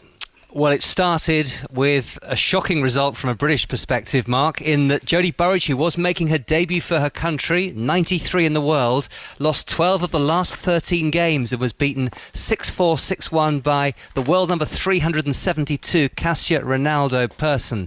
Katie Bolter then, the British number 1, made sure the tie was level at 1-1 overnight by beating Kasia Henneman, who's outside the top 500 in the world, for the loss of just 3 games. And here's the captain, Ankie Ottavong, reflecting on the day and that debut performance by Jodie Burrage. I think this competition always brings a few surprises, and we've got work to do tomorrow. It was a tough one for Jodie earlier. Not the performance she would have wanted to put in, and not the performance we've come to expect from her. But it was her debut, and nerves played a part in that. But it was great to see Katie Bolter bounce back and give the team a rubber. I thought it was a classy performance from her, and she brought a lot of energy and intensity to that match, and did what was needed. And as you consider your options for Sunday, I suppose you need to decide whether that was just a one-off, extremely nervous debut for her country type performance by Jodie Burrage, or whether there's a risk that she may play like that again tomorrow. Yeah, it's something we will be discussing tonight as a team, and it's still something for us to think about and stew over. So it's best of 5, 1-1 at the moment. Katie Bolter will play the first singles, and then chappers Ankie Ottavong must decide whether Jodie Burrage plays the second singles or whether she brings in the experienced Heather Watson or Harriet Dart. And they're back underway at Bournemouth. Connor. Thanks very much, Mark. Bournemouth 0, Newcastle 0. There has been one change in personnel over half-time. It's at the back for Newcastle. Lewis Hall, who's been playing at left-back, has been replaced by Tino Livramento. Livramento is normally a right-back, played right wing in Dortmund in the Champions League in midweek. But he has come on to play left-back. I wondered if Trippier would move across to the left, but no, Livramento starting this second half at left-back for Newcastle, Glenn. Yeah, interesting switch. I just wonder if it's another slight injury, because Lewis Hall didn't do anything wrong. He didn't look like he was struggling at all either. But like for like, and Livramento's got good legs. He'll get up the field and he'll support the forward players and try and stretch the play when he can. He turns 21 tomorrow, Tino Livramento. He's been very impressive in what we've seen of him so far. Yet to start a league game for Newcastle, but he's going to get the second half here as Scher's clearance gives possession away, but then Scher does well to bravely stoop in with his head and win it back again. And he's been kicked around the head, and he's picked up a free kick for his troubles there. Yeah, it just comes in on Solanke's blind side, who's got his eyes on the ball, dangs the leg out, just catches Fabian Schär. Nothing untoward. Free kick, right decision. So Newcastle, if it was to stay a draw here, would move level on points with Manchester United. They would go ahead of Eric Ten Hag's team on goal difference for now. But if they could get a win here in the South Coast, Eddie Howe's team could also go ahead of Aston Villa, ahead of them playing tomorrow. Trippier rolls it back to Pope, but it's too short. Oh, that's a mistake. Pope tried to trip Solanke there, but actually missed him. He went for like a rugby tackle, I think, and missed him, but Solanke's touch was so firm that the ball goes out of play anyway. That's another big chance for Bournemouth, and of all people, it's Kieran Trippier's mistake. Yes, it is, and Dominic Solanke gets up the ball. He just doesn't quite get enough purchase on the ball to get it around. Pope has to have another bite at it, and that bite's too heavy. Rolls out of play, and another chance goes begging for Bournemouth. Good start to the second half, just like they started the first. So, goal kick for a much relieved Nick Pope away to our right hand side. Only twice this season before today have any of Newcastle's Premier League games been level at half time. The matches against Brentford and then last weekend against Arsenal were both level, and Newcastle went on to win both of those games by 1-0 scorelines in the second period. So let's see if they can do that again. Trippier with a much firmer back pass this time, gets it all the way through to Nick Pope. So here's the teams. Neto back in the Bournemouth side today, back as captain. One of 5 changes from the 6-1 defeat at Manchester City last weekend. Playing behind a flat back 4, Max Aarons, Marcus Senesi, Zabarnyi and Lloyd Kelly. Neto just had to sprint out there ahead of Longstaff after a bit of a soft back pass from Kelly. Kelly's second attempt of a clearance comes off Matt Ritchie and goes out for a Bournemouth throw. In the midfield, Lewis, Cook and Ryan Christie and Marcus Tavernier, and then Semenyo, Justin Kluivert and Dominic Solanke, who has been able to come out and start this second half despite picking up what looked to be a hip injury in the closing stages of the opening period. 0-0 on the South Coast. Kelly's throw up towards Solanke, comfortably beaten in the air by Lascelles. Joe Linton, who's leading the attack for Newcastle, tries to control it, but it's taken away from him. It's scooped up onto the arm of Lascelles from right in front of him. I think the proximity will play a factor there. He didn't flinch, he didn't move his shoulder, it just sort of came off the t-shirt line, and that's not a free kick, it's a throw into Bournemouth on the left hand side. The Newcastle team, Nick Pope the goalkeeper. It's now Trippier right back, Lascelles share in the middle, Livramento left back. In midfield, Sean Longstaff, Lewis Miley, who's starting his first Premier League game of his career. Joe Linton has moved forward to lead the attack. Joe Willock, Matt Ritchie, who came on for Almiron, and Anthony Gordon on the left wing. 0-0. Bournemouth desperately in need of a victory. Don't want to be sucked in too deep in that relegation zone this early in the season. Kelly's clearance away comes off Ritchie again. Matt Ritchie making a rare appearance in the Premier League. Over the course of Eddie Howe's tenure at Newcastle, he's been very peripheral, but against his old team here, he was the one brought on early today. Kelly prepares to take the throw. This is halfway line. Gives it short to Tavernier, back to Lloyd Kelly again, and Newcastle a little bit more pressing now, not full out gegenpress, but pushing up a bit more to put more pressure on the Bournemouth defence in this second period compared to the first. Yeah, just a little bit higher. I'm sure that's something that Eddie Howe's highlighted at half-time, how he didn't want them sitting back and inviting that pressure, because so far this afternoon there's been a number of Bournemouth chances and they should be in front really if it wasn't for some poor touches, poor finishing. And I think Areola will be looking to try and make amends this second half. Yeah, we've seen so often down through the years teams who are struggling towards the bottom of the table, if they don't take their chances, so often they end up regretting it. Tavernier has possession for Bournemouth down the left-hand side. That's a nice ball. Low to the feet of Kluivert. Allowed to turn. Tried to slip it into the penalty area. He was looking for Solanke. Trippier intercepted, but then took too long, and Tavernier was able to get it back off him. Aarons crosses from the right-hand side, and Fabian Schär puts it out for a throw. And that's roused the Bournemouth fans again now. They've got to their feet. They've got loud again. But then Willock wins the ball in the midfield away from Cook. He runs into trouble. It's here, it's all over the place at the moment. Possession, high turnover. Tavernier dummies a shot, drops his shoulder into the penalty area, pulls it back. Semenyo, right-footed shot comes off Livramento, and Newcastle breathe again, and a chance to clear away. Good pass. Joe Willock to Anthony Gordon, storming towards the Bournemouth penalty area, away to our right-hand side. Cuts in along the edge of the box. Needs some support here. Zabarnyi's held him up well. Gordon holds on to it. Gets it to Matt Ritchie on the right-hand side. Trippier bombing on down on the overlap as he does. Ritchie nearly gives it away on the edge of the box, but holds on to possession. And Newcastle is still on the attack here. 5 live for the BBC at the Vitality. This is Longstaff being ushered towards the corner flag. On the right-hand side, he goes down a bit easy for my liking there, and the officials weren't buying it either. And Bournemouth are able to clear the ball away. Yes, don't you just love how a game of football's always in flux? Sometimes it can just be passive, then all of a sudden it springs into life. It wasn't good play, there was a lot of sloppy play from both teams, but all of a sudden it was end-to-end for a passage of play there. Newcastle here just got a foothold in the Bournemouth half and just trying to break down this Bournemouth defence now. This is Tino Livramento, left-hand side for Newcastle, gives it to Joe Willock, who Newcastle fans are pleased to see that he's been able to get over those injuries that kept him out of the team for the opening months of the season. A sign that the players do come back off that list, and there's so many of them at the moment. Isak, Wilson, Murphy, Byrne, Botman, Barnes, Anderson, Targett, Tonali, who's suspended, Bruno Guimaraes, who's suspended today. Eddie Howe missing so many, but at least Willock is back. Here is Lascelles, centre circle, short to Trippier, now to Ritchie on the right wing. He's played a lovely ball in front of Longstaff here. The defender is Cook. Longstaff held up just outside the penalty area. Still has possession though, gives it short to Joe Linton. Was aware that Kluivert was sprinting in behind him, and Joe Linton did well to just shimmy away from that. This is Lewis Miley, nothing fancy from him, gives it calmly back to Lascelles, but just seems to be a better attitude about Newcastle in this second half.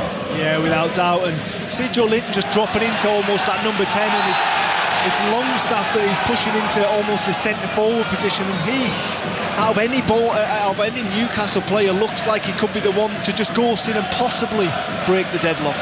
Joe Linton with the foul on Senesi there, sliding through the back of him. Free kick to Bournemouth near the halfway line. Bournemouth hoping to move out of the relegation zone here. As things stand, they would be. They'd move ahead of Luton Town, who lost at Old Trafford earlier on today. And as you can hear, the belief around the Vitality is starting to grow. The home supporters fancy this one. Bournemouth in possession, halfway line. Zabani towards Semenyo, bounced up onto his stomach. Newcastle thought it went out of play. Flag isn't raised though. Semenyo takes on Livramento, and Livramento is just a wonderful tackler one-on-one. Tackles first Semenyo, and then he tackles Christie, and the ball goes out for a Bournemouth throw. Yeah, he's a very good young talent, Livramento, obviously. Came from Southampton, so he knows this area well. Injured, Newcastle took a punt on him, but very educated punt, because he's going to turn into a fantastic Premier League fullback. Yeah, he is brilliant, isn't he, Livramento? This is Kelly, 20 yards inside his own half. Newcastle this time drop back and don't press too much. Yeah, I'm just thinking as I've got my hand out, and it's getting a little bit cold, a little bit nippy this evening. It feels like it could be the first real game that I've attended where the nip's in the air, and I just look across the way and I can see the Newcastle fan with no shirt on. Yeah, well, we've not quite reached thermals weather yet, but it's coming, isn't it? I think after the international break we'll all be getting the heavy coat out of the cupboard. Not Newcastle fans, of course, who will be bare-chested as they do. And this is Semenyo 10 yards outside the penalty area that Bournemouth attack, and increasingly this is becoming a staring match. Bournemouth who've had the better chances, Newcastle who've been in the better form. Who's going to break the deadlock here? Will the deadlock be broken at all? At the Vitality this evening, 0-0. We played 10 minutes in the second half. Commentaries at Liverpool and Chelsea to come tomorrow on 5 Live for the Premier League. That's a poor ball. Christie giving it straight away to Trippier. Newcastle regain possession around the edge of their own penalty area, and Longstaff brings it out from the back. When we mention Newcastle's list of injuries and suspensions, I think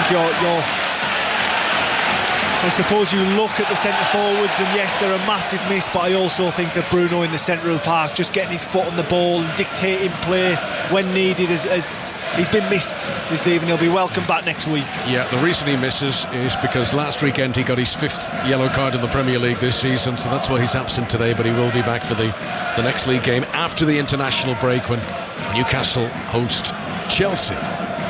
This is Senesi, Marcus Senesi at the back for Bournemouth, gives it to Lloyd Kelly, left-hand side, up to Ryan Christie, comes in field of Matt Ritchie and gives it back to Senesi again.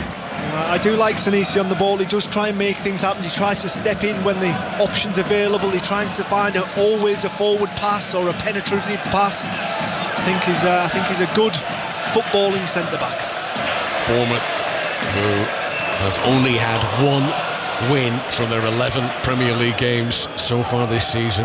That's good work by Gordon. He's got on the end of a 1-2 here, and he's only got Senesi between him and the penalty area, but Lewis Cook has worked really hard to get back and put pressure on Gordon. I thought Gordon was going to leave him for dust there, but that is pure grit and determination from Lewis Cook, who then, having got back, commits a foul on Gordon, and he'll get a yellow card for that. But his work rate to get back in the first place is to be admired. That's a yellow card, though, for Lewis Cook and a free kick to Newcastle. Yes, Chris Kavanagh was quick to his pocket there, and I don't think it is a yellow card. I think the hard work's done, and Anthony Gordon's going backwards towards his own goal, and I think it's more clumsy than anything. I think he treads on the back of his heel. It's not an attempted play of the ball. And to brandish a yellow card there, I think punishment enough is a free kick in the position where it's at, with Trippier standing over it. Hard done by. He's only just back from suspension, Lewis Cook. He was sent off in the defeat to Wolves here 3 weeks ago.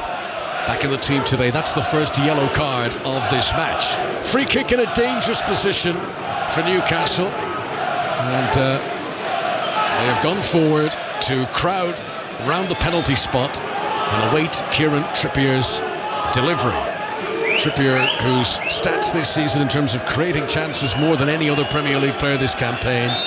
And you would fancy him to put this into an awkward spot for the Bournemouth defence. It's out by the sideline, left-hand side. Here it comes. In-swinger, bounces in front of Neto. Reaction save. It came off his knee, I think. And it's cleared away for Bournemouth. That was a devilish delivery from Kieran Trippier. Well, leading into that free kick, you bigged Kieran Trippier up, and boy did he produce, because that was a wicked in-swinging cross that no one really gets anything on, and it just dips down, and Neto does well to hold his ground, because there's always that, I suppose, concern that a striker or even a defender's just going to get a nick on it. He holds his ground, gets low, stops the ball going in. Brilliant delivery though from Kieran Trippier, absolutely outstanding. It's a real sort of Russian roulette for goalkeepers in that situation, because it's coming in, and as you say, Glenn, any touch at all, they'll be left looking like they're statuesque, but they've got to hold their ground, because if no one gets a touch, it's going straight at them. And Neto did well there, but make no mistake, it hit him rather than he made a reaction to get the save. Yeah, but he was in the right line. Sure. It takes nerves to hold that position, especially when bodies are flashing across that ball, and if they do get a touch, it's more than likely going to beat you into the back of the net. So he held, he showed nerve, and he made the right choice. Newcastle fans making a lot of the noise at the moment of the vitality. Lascelles brings it out from the back for Newcastle. Trippier right-footed to the feet of Matt Ritchie. Kelly has come to put pressure on him. It's returned back to Trippier, and then a right-footed clearance away by Lascelles. Hasn't quite cleared the lines for Newcastle. Good work by Senesi in the midfield. Now, this is Christie. Forward to the edge of the penalty area. Semenyo trying to bring it with him. It's fallen for Solanke! It's in! Bournemouth take the lead against Newcastle. Dominic Solanke.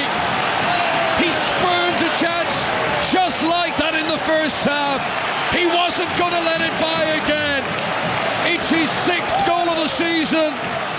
And the man who was signed for Bournemouth by Eddie Howe puts Bournemouth in front against Eddie Howe's Newcastle. Bournemouth 1, Newcastle United 0, and this is going to really open the game up now. Yes, it is indeed, and it's lucky how the ball gets through. It's a tackling back from Willock that puts it into Solanke's path. He takes on his left foot, hits it back across on his right foot, just to Pope's right-hand side.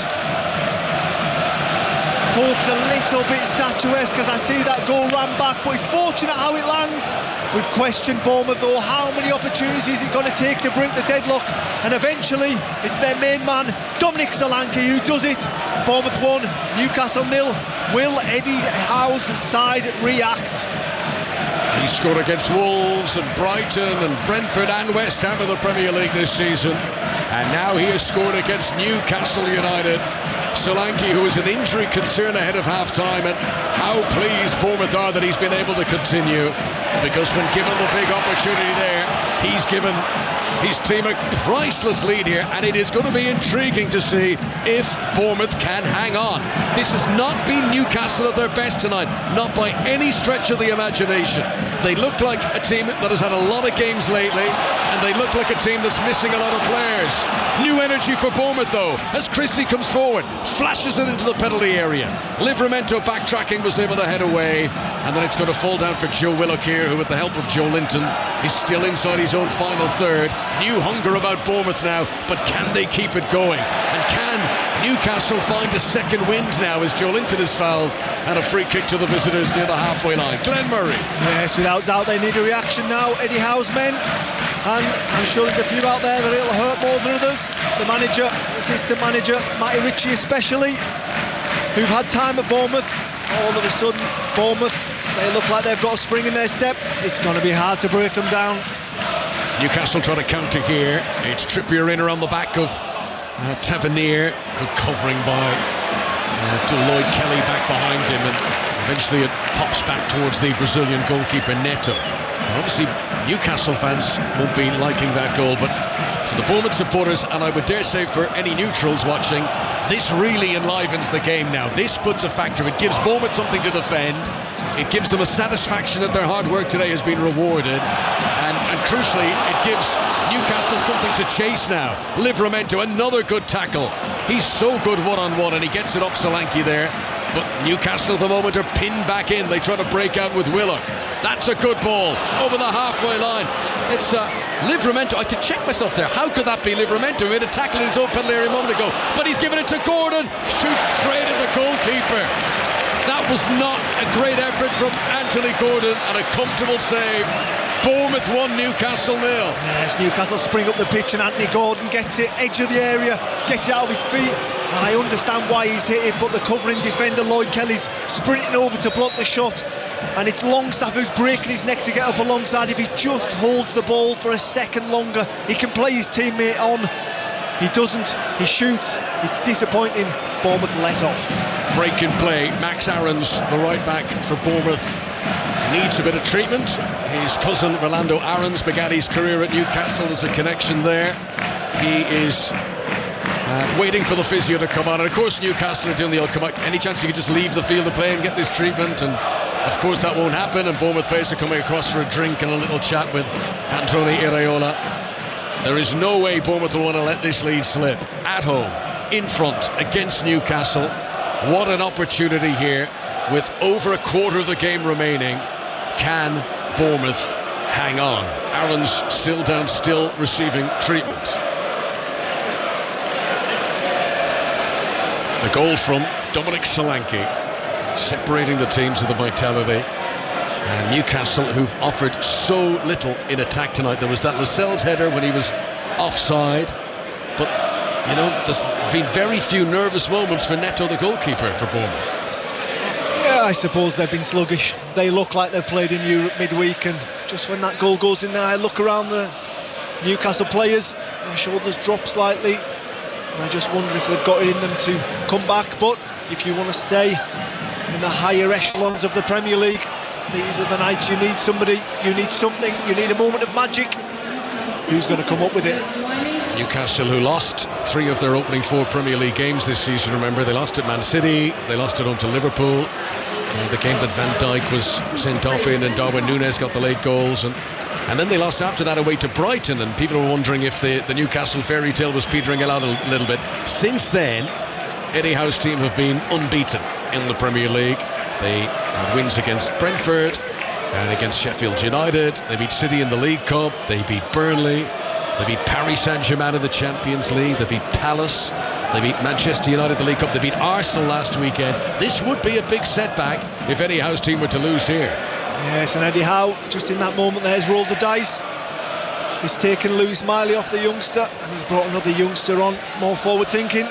Ben Parkinson is on the field for his Premier League debut. Yeah, his senior debut. He hasn't played any first-team football at all for Newcastle. So Ben Parkinson gets his chance here. Further evidence of the lack of options available to Eddie Howe, that he's bringing on players who haven't played for the first team before. Local lad to Newcastle, Ben Parkinson, born in Durham, came through the youth system from the age of 7.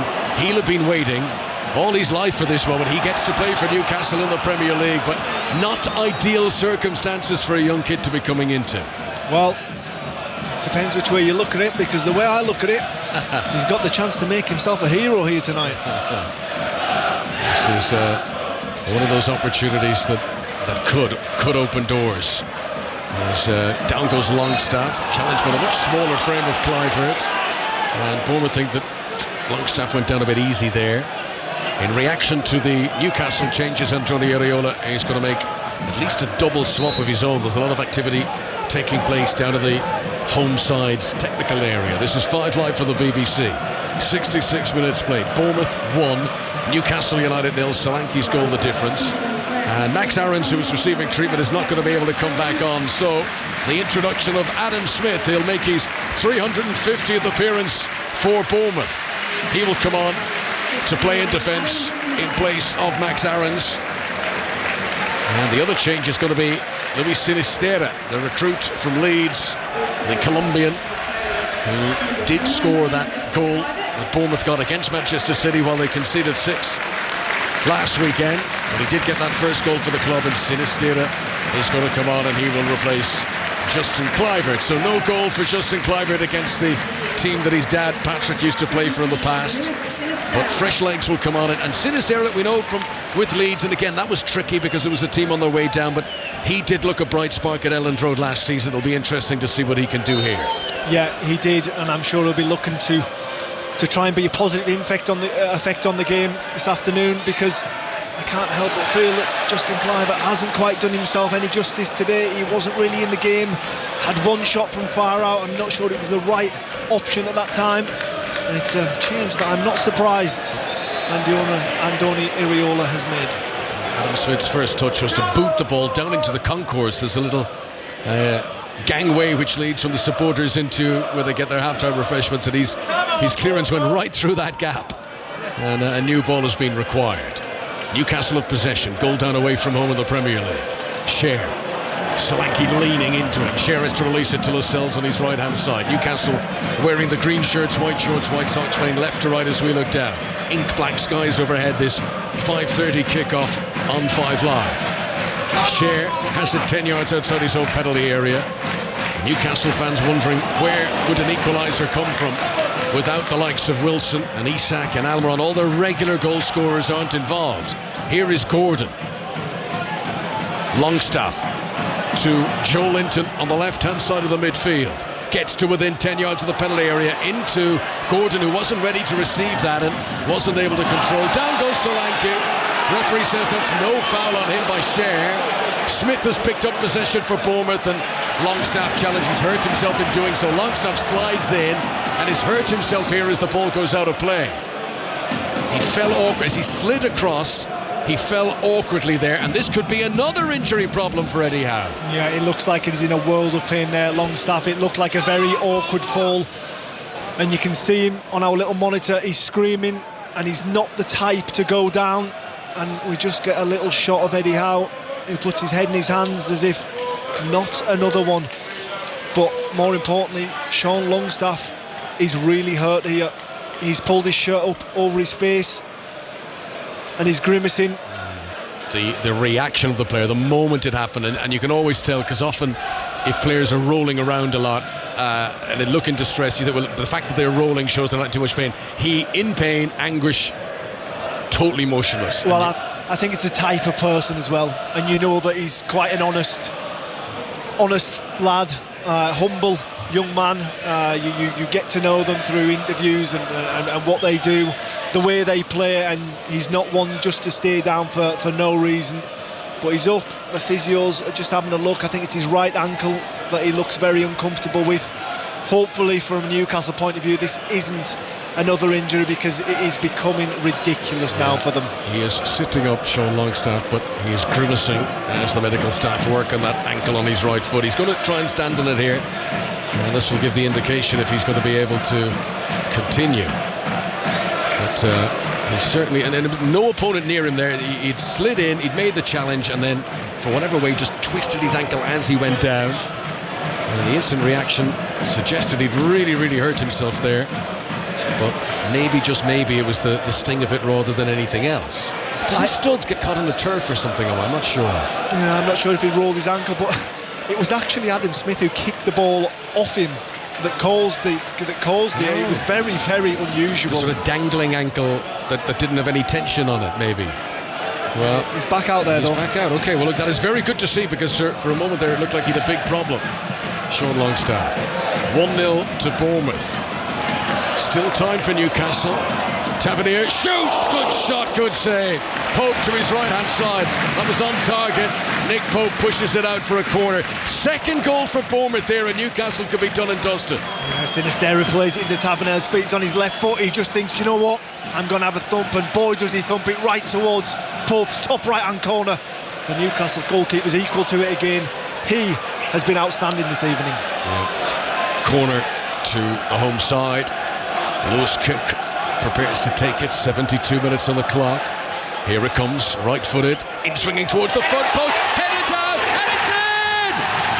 Another goal for Solanke. Louis Sinisterra at the front post got it goal-bound. It was saved on the line, but following up was Dominic Solanke for his second goal of the game. And surely Bournemouth aren't going to let this slip. Bournemouth 2, Newcastle United 0. Dominic Solanke again. Dominic Solanke on the spot. He was in the perfect situation. Sinisterra's first to the ball across the front post. He gets a glancing header on it. Comes off the foot of Nick Pope's goal. Comes off, I think it's the young man, Ben Parkinson's thigh. And who's there to tuck it away? It's Dominic Solanke. He flicks his right boot up towards his hip and sort of Cruyff, I don't know how to describe it. He kind of scorpions it into the back of the net. Doesn't matter how he got there. It's about how and where it ended up, and it's in the back of Nick Pope's goal. And that's 2-0 to Bournemouth. And there's just a VAR check. Possible handball. So VAR wants to sign off on it. It came in a crowded pack of bodies. It comes off the hip of a defender, and then Solanke down. Maybe when Sinisterra jumps, is there a suggestion? I don't think so. Not obvious in our viewings as to where this potential handball is, unless it's Sinisterra's flick on. Comes back off the woodwork, hits, if anything, a defender before Solanke nips in to finish. Well, I know one thing, it's a terrible angle. It counts. Correct decision. No handball. 2 goals in 13 minutes for Dominic Solanke. Are heaping the pressure on Newcastle now. Bournemouth 2, Newcastle United 0. Who saw this coming? Well, I did say at the start of the game, if there's one afternoon you want to play Newcastle, it's today. And when they've seen that team shoot without a recognised striker on for Newcastle, their tails will have been up, they'll have fancied their chances. And so far, it's been the perfect performance from Bournemouth. Looking like 2 wins on the spin. How a season can change. Yes, this could be a big turning point for Bournemouth, if they can hang on, of course. And how many times this season have we seen late dramas and late turnarounds? So there is no way this is over yet. There's over a quarter of an hour of normal time to play. 5 Live for the BBC and the Vitality. Free kick Newcastle, floated in by Trippier. Lascelles got up well, but couldn't get clean purchase on it. It comes off the top of his head and goes out for a goal kick to Bournemouth, and their fans are making the noise behind that goal that Neto guards away to our right-hand side. It's not been a happy return to these parts for Eddie Howe. No, it certainly hasn't. But you know what? It's the reaction I expect from the Newcastle faithful in full voice. They support their team wherever they go. Longest journey of the year, of the season, and they've packed it out. Is it going to be a disappointing one? Noteworthy for Dominic Solanke, it is only the second time in his Premier League career that he has scored multiple goals in one game. He's done it lots of the Championship, of course, but he did it once against Leicester in the behind closed doors summer of 2020, and he's done it here today against Newcastle. He's on a hat-trick now, Solanke. As Newcastle have possession on the halfway line with Matt Ritchie into Joe Linton. Tried to return it to Ritchie. Newcastle nearly lost the ball. Longstaff, who's recovered from that knock to his ankle, plays it out to Livramento on the right-hand side. Back infield to Longstaff again. I mean, if you had sat down with the squad of Newcastle players at the start of the season, you never would have picked this 11 that's currently on the pitch to play together. It has very much been needs must for Eddie Howe. Joelinton gives it back to Lascelles under pressure from Christie. They nearly lose it. Scher, though, turns Solanke well and now powers forward. Good run this by Fabian Scher. Christie got back. It's going to fall to Longstaff, and he's put it over the top. That's Newcastle's best chance in a long time. He's in the penalty area. He's maybe 15 yards out.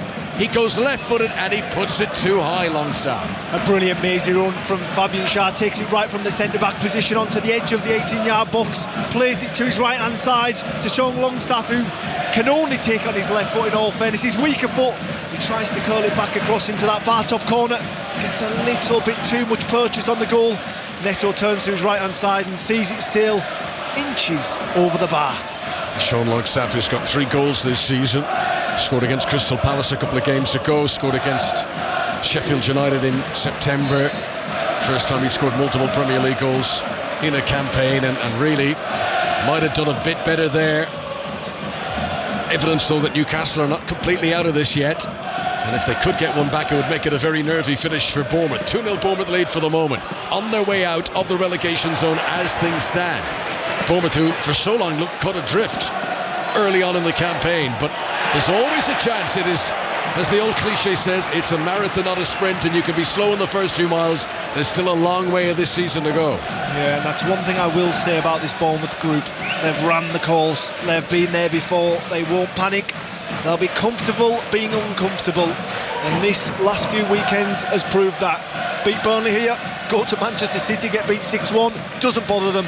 Playing Newcastle 2-0 up with 12 minutes to go. Ouattara's getting ready to come on. Dango Ouattara, the Burkina Faso player who scored against Tottenham back in April. That was a late one, 95th minute. That'll give some fresh legs to Androni Areola's team.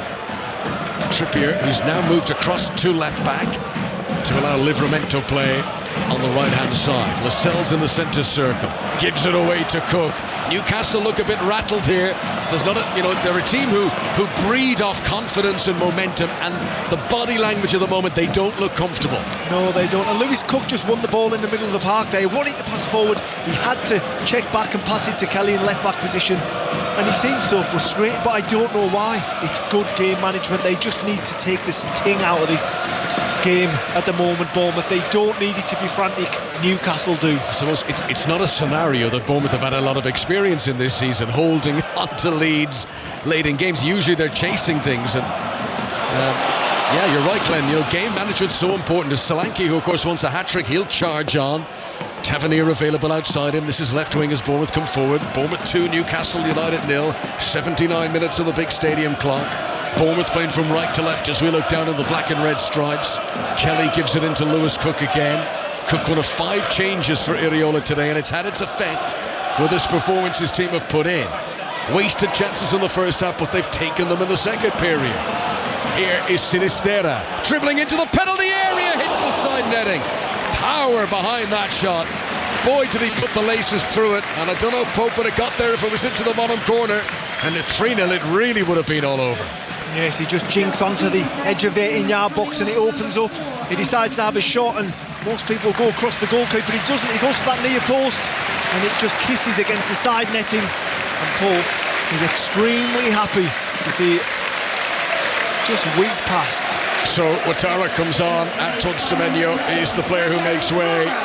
He'll be relieved that Solanke has taken those 2 chances because he was wasteful earlier on. Semenyo, he departs with his team 2-0 in front, and Ouattara, who's now played in 7 of the last 8 Premier League games, comes on. Fresh legs at this stage. He's very good for the home side. He's slotting in at left back. That might be going to a back 5 here.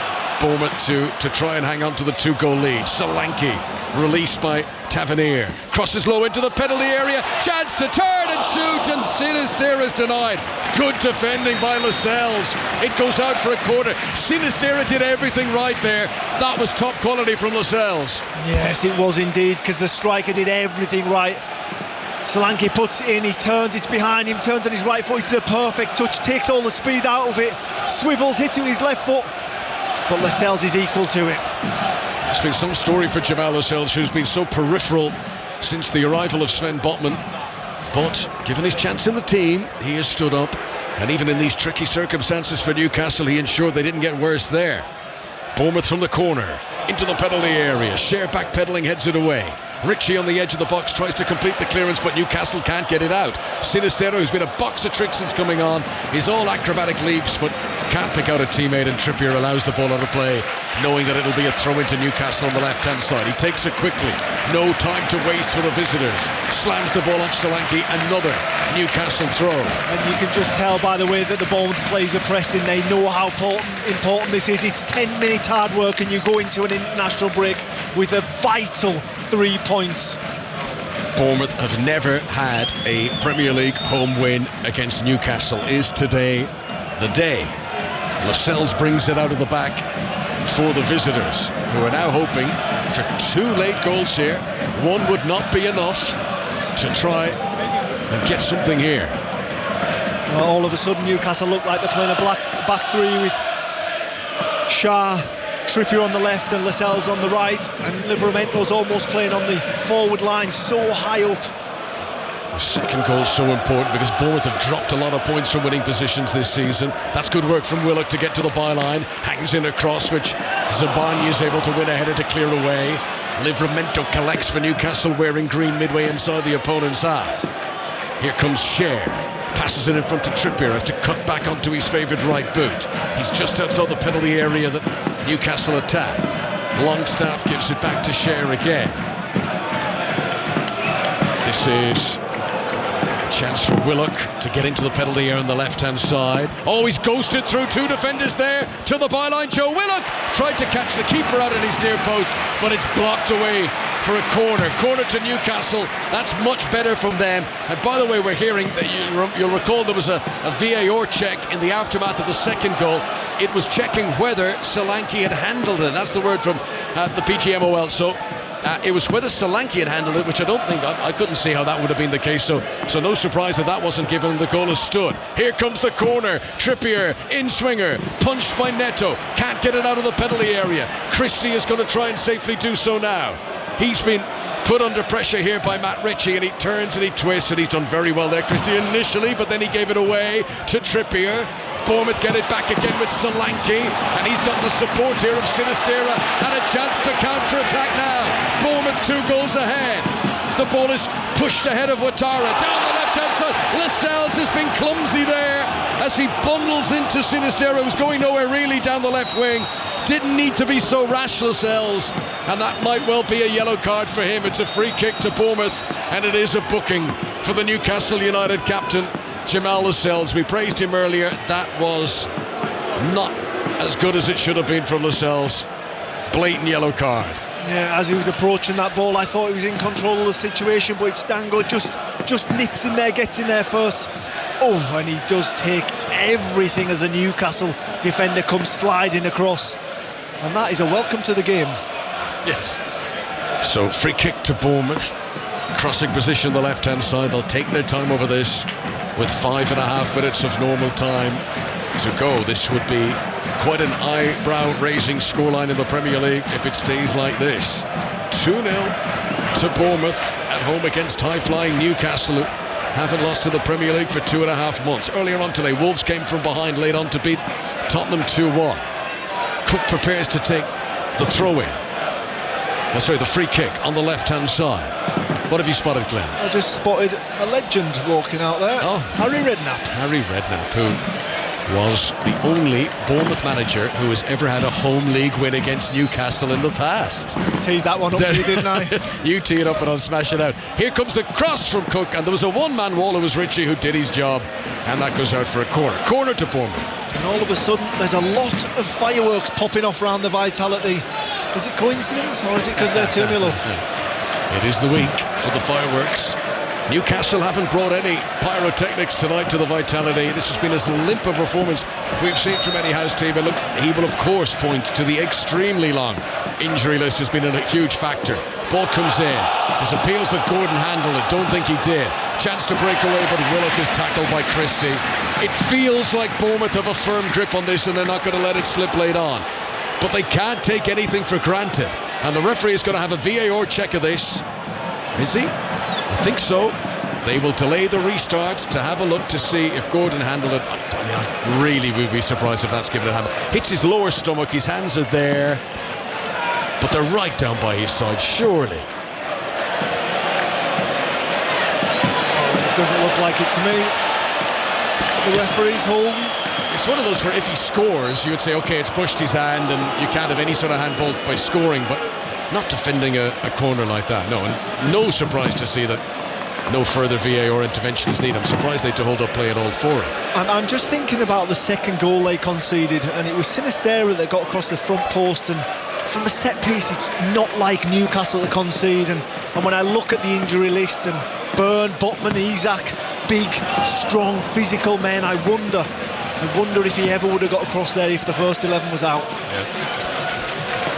It's trying times for Eddie Howe, and it just shows you can have all the money in the world. If the injuries happen, it's going to deplete any squad when you've this many of them, and including the players who've gone off today. It's 13, 14 first team players all unavailable to Eddie Howe at the moment. That's going to affect any manager. And all coaches have some degree of injury woes at this time of year, but Newcastle are hit harder than anyone else at the moment. I think the one positive Eddie Howe can take out of it is it'll have funds to spend in January. Yes, no shortage of that. As Lascelles goes long and searching, they're looking for poor Ben Parkinson, who has had this lonely role up front. He's come on, first appearance for the first team, and he's not even had scraps to feed off. Willock has it here, 12 yards outside the penalty area, in front of the D, tries to shake off Cook. Livramento provides himself on the right-hand side, back into Willock, low to the feet of Longstaff, who tried a fancy flick, and that wasn't the time or place for that, and Christie will pick it up and break. He's got energy in the legs. Ryan Christie, 70-80 yards run into the penalty area. Solanke left-footed into the side netting, looking for his hat-trick. Solanke was never going to cut that back, but he was quite a way wide in the end. Yeah, he wasn't. He was 5 on 3 for a moment there. Anthony Gordon was breaking his neck to try and get back, but his legs just wouldn't carry him. Plays it to his left-hand side, and it's Dominic Solanke on a hat-trick. Just gets his first touch wrong, shoots from underneath his feet, smashes it into the side netting. Will he get a better chance for a Premier League hat-trick? So the international break to come. Newcastle will resume at Chelsea at home. They play Paris Saint-Germain away in the Champions League, followed by the visit of Manchester United to St James's Park in the Premier League. And Eddie Howe will be praying that that injury list subsides in the meantime, and as you alluded to earlier on, Glenn, he'll be hoping that those players who do go off on international duty come back unharmed.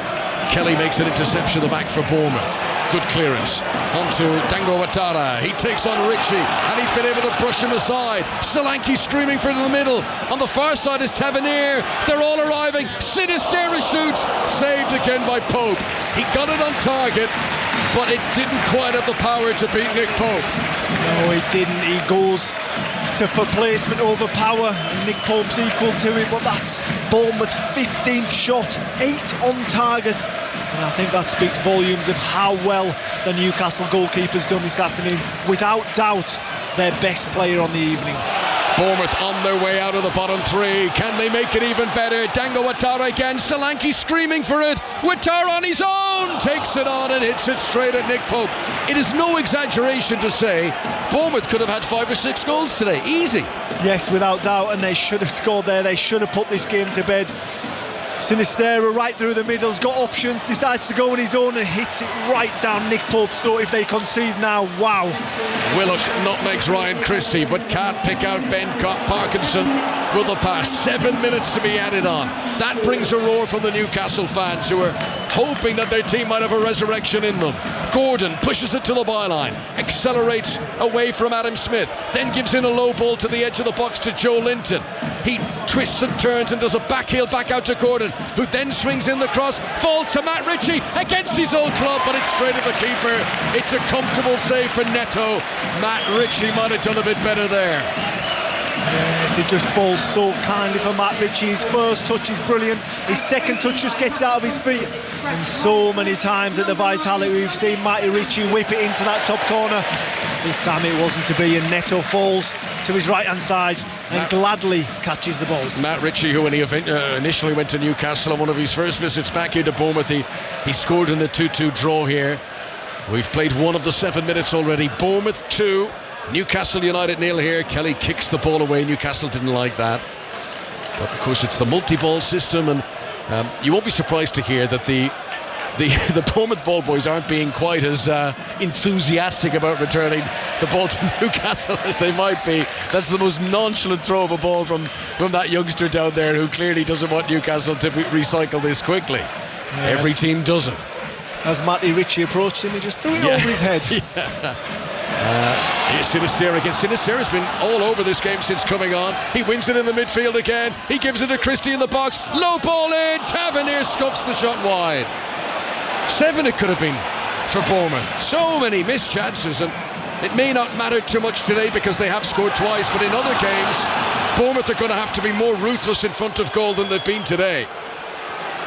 Free kick to Newcastle on the edge of the box.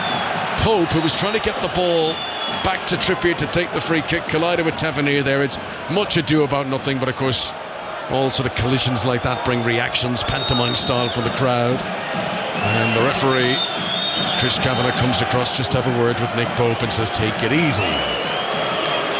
That's the last thing you want in the 92nd minute. You want to get the game going, you want to get a little bit of momentum.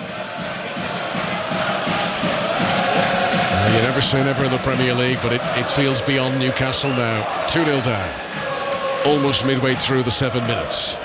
Trippier back to Lascelles. Tottenham thought they were headed for a victory at Molineux earlier on today, and Wolves got 2 extremely late goals to turn it around.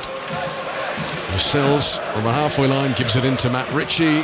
Back out to Joe Willock just in front of a stationary Eddie Howe, who's looking on, and he doesn't look happy. Why would he in these circumstances? Livramento can't get onto the back heel from Ben Parkinson, and Newcastle lose possession again, and it's another storming run through an absent Newcastle midfield. Pass though given away by Ouattara there, needed to be more accurate. Here comes Lascelles forward. Newcastle might as well throw caution to the wind now. Willock needs support, and Ritchie provides it back behind. Newcastle look exhausted though. Those extra miles in the legs go to Germany in the Champions League in midweek. Telling at this stage now. Longstaff out to the left wing to Fabian Schär, who's relinquished his defensive duties. Good run by Longstaff into the penalty area. Low cross straight at Christie. Ryan Christie relieved to hammer it away. 2-0 Bournemouth. Yes, and the openness of the game you would think would suit Newcastle, but it hasn't. It's suited Bournemouth. Schär goes from miles out. Big roar from the Bournemouth fans as it sails over the top, and Newcastle look done. Yes, they do indeed. And we see a substitution being made, and it's Joe Willock coming off. Graff going on in the 94th minute. Not exactly what you want from Graff's point of view. But all of a sudden it does feel like Bournemouth around the ground are going to get a vital 3 points heading into the international break, and it just sets them apart from the chasing pack a little bit, gives them breathing space. 3 points, it's huge at this point in the season. Absolutely. Bournemouth got that win in the home game against Burnley, the last home league game here at the Vitality, and they have built upon it, shrugging off the 6-1 defeat away at Man City last weekend. They are on their way to another 3 points here, and those 6 points combined, massive, absolutely massive. Before these last 2 home games, Bournemouth only had 3 points on the board. Late change for the home side, and they are going to bring on midfielder Joe Rothwell here. Rothwell, who played against Newcastle for his old team Blackburn in cup competitions in recent seasons. He'll come on for Tavernier, who's put in a good shift today. Lots of energy, covered a lot of ground, but this is just running down the clock stuff now from Iriola. Yes, it is indeed. Tavernier on the opposite side of the field. The best way I can describe it is ambles off the field, and I actually can't believe the referee hasn't chased him off a little bit, because it's taken him an age to get off. Everyone around the stadium on their feet applauding the young man's performance. I think more than that, they're looking like they're applauding a mighty 2-0 win against Newcastle United. That'll be back to the drawing board for Eddie Howe, and I guess in the manner that Bournemouth have just shrugged off that 6-1 defeat at Manchester City, that's what Newcastle have to do now. Just put this down as a bad day in the office, a culmination of unfortunate events with all the injuries. But even the most reliable types like Trippier have made little silly errors tonight that have compounded everything. Yes, without doubt. Like you say, Newcastle, this will be pushed away. They'll have a look at it, they'll see where they can get better, and they'll move on. And I think the busiest men in St James's Park are going to be the physios over the international break, trying to get men back. You'll hear in the background the Bournemouth fans cheering every pass, and it always amuses me in football. I mean, Bournemouth, who've had a terrible run of results this season, their supporters really should be down in the doldrum. It's amazing what 2 home wins back-to-back will do to improve the mood of a football fan base. Yeah, it is, and the best thing about that, every single pass was negative until that Christie's in around the back of Trippier here. 4 on 3 if they're quick enough. Christie back to Dango Ouattara. Pope with the reaction save. Well, if it wasn't for Nick Pope, Bournemouth would have scored a hatful today. Another corner, and quite how Dango Ouattara's not scored there, I'm not sure. Yeah, it's a brilliant ball back, and he steps onto it, gets good perch on it, takes the deflection, and still Pope's equal to it. Throws out a huge right arm, keeps it out of the back of the net. Incredible save. It's an absolutely fantastic save. But how many times have Bournemouth had 5 on 3, 4 on 2 in this game? It's incredible. The tracking runs from the Newcastle players just have not been there. Shot was only about 12 yards out, and it took a deflection between where it was struck and where he saved it. Incredible reaction time from Nick Pope to elevate his arm to save, but it doesn't save Newcastle today. They have been beaten. It is a first defeated 2.5 months for Eddie Howe's side. He's denied against his old club, and this is a very important win for Androni Iraola. Star of the show, Dominic Solanke, who wasted a big chance in the first half but took 2 goals in the second period, and Newcastle were out of ideas, in truth, Glenmurray, long before the end here. Yes, they were. They looked tired, they looked a little bit jaded. A trip midweek to Germany just showed in the legs, showed in the quality, and Bournemouth smelt that. They smelt a little bit of weakness, I suppose, from Newcastle. Players out, they fancied it, they took the game to them from the first moment, and they thoroughly deserved their 2-0 victory. It should have been more, in all honesty. So a second Premier League win of the season for Bournemouth. It is enough to move them up and out of the bottom 3 for now. There is a long way to go, but 12 games in, Androni Iraola's side have reached that key moment where there are 3 teams in worse off positions, and all they've got to do is keep that right the way through till May. This gives them something to fight for, it gives them something to hold on to, but for Newcastle, a team who've enjoyed so many great moments over the last 18 months, this feels a low moment, and it'll be interesting to see how they are going to react. Yeah, I think from Newcastle's point of view, you've got to take the emotion out of it. You've got to think about the facts, and the facts are they've got a huge injury list. People are out through cards, suspensions, and they're down to their bare bones. They're still performing, they're still on side with the manager. Yes, it's a low point, but it's not the end. Okay, your chance to get involved coming up on 5 Live with 606. But first, it is news time with Dan Maudsley. Listen on BBC Sounds. This is BBC Radio 5 Live.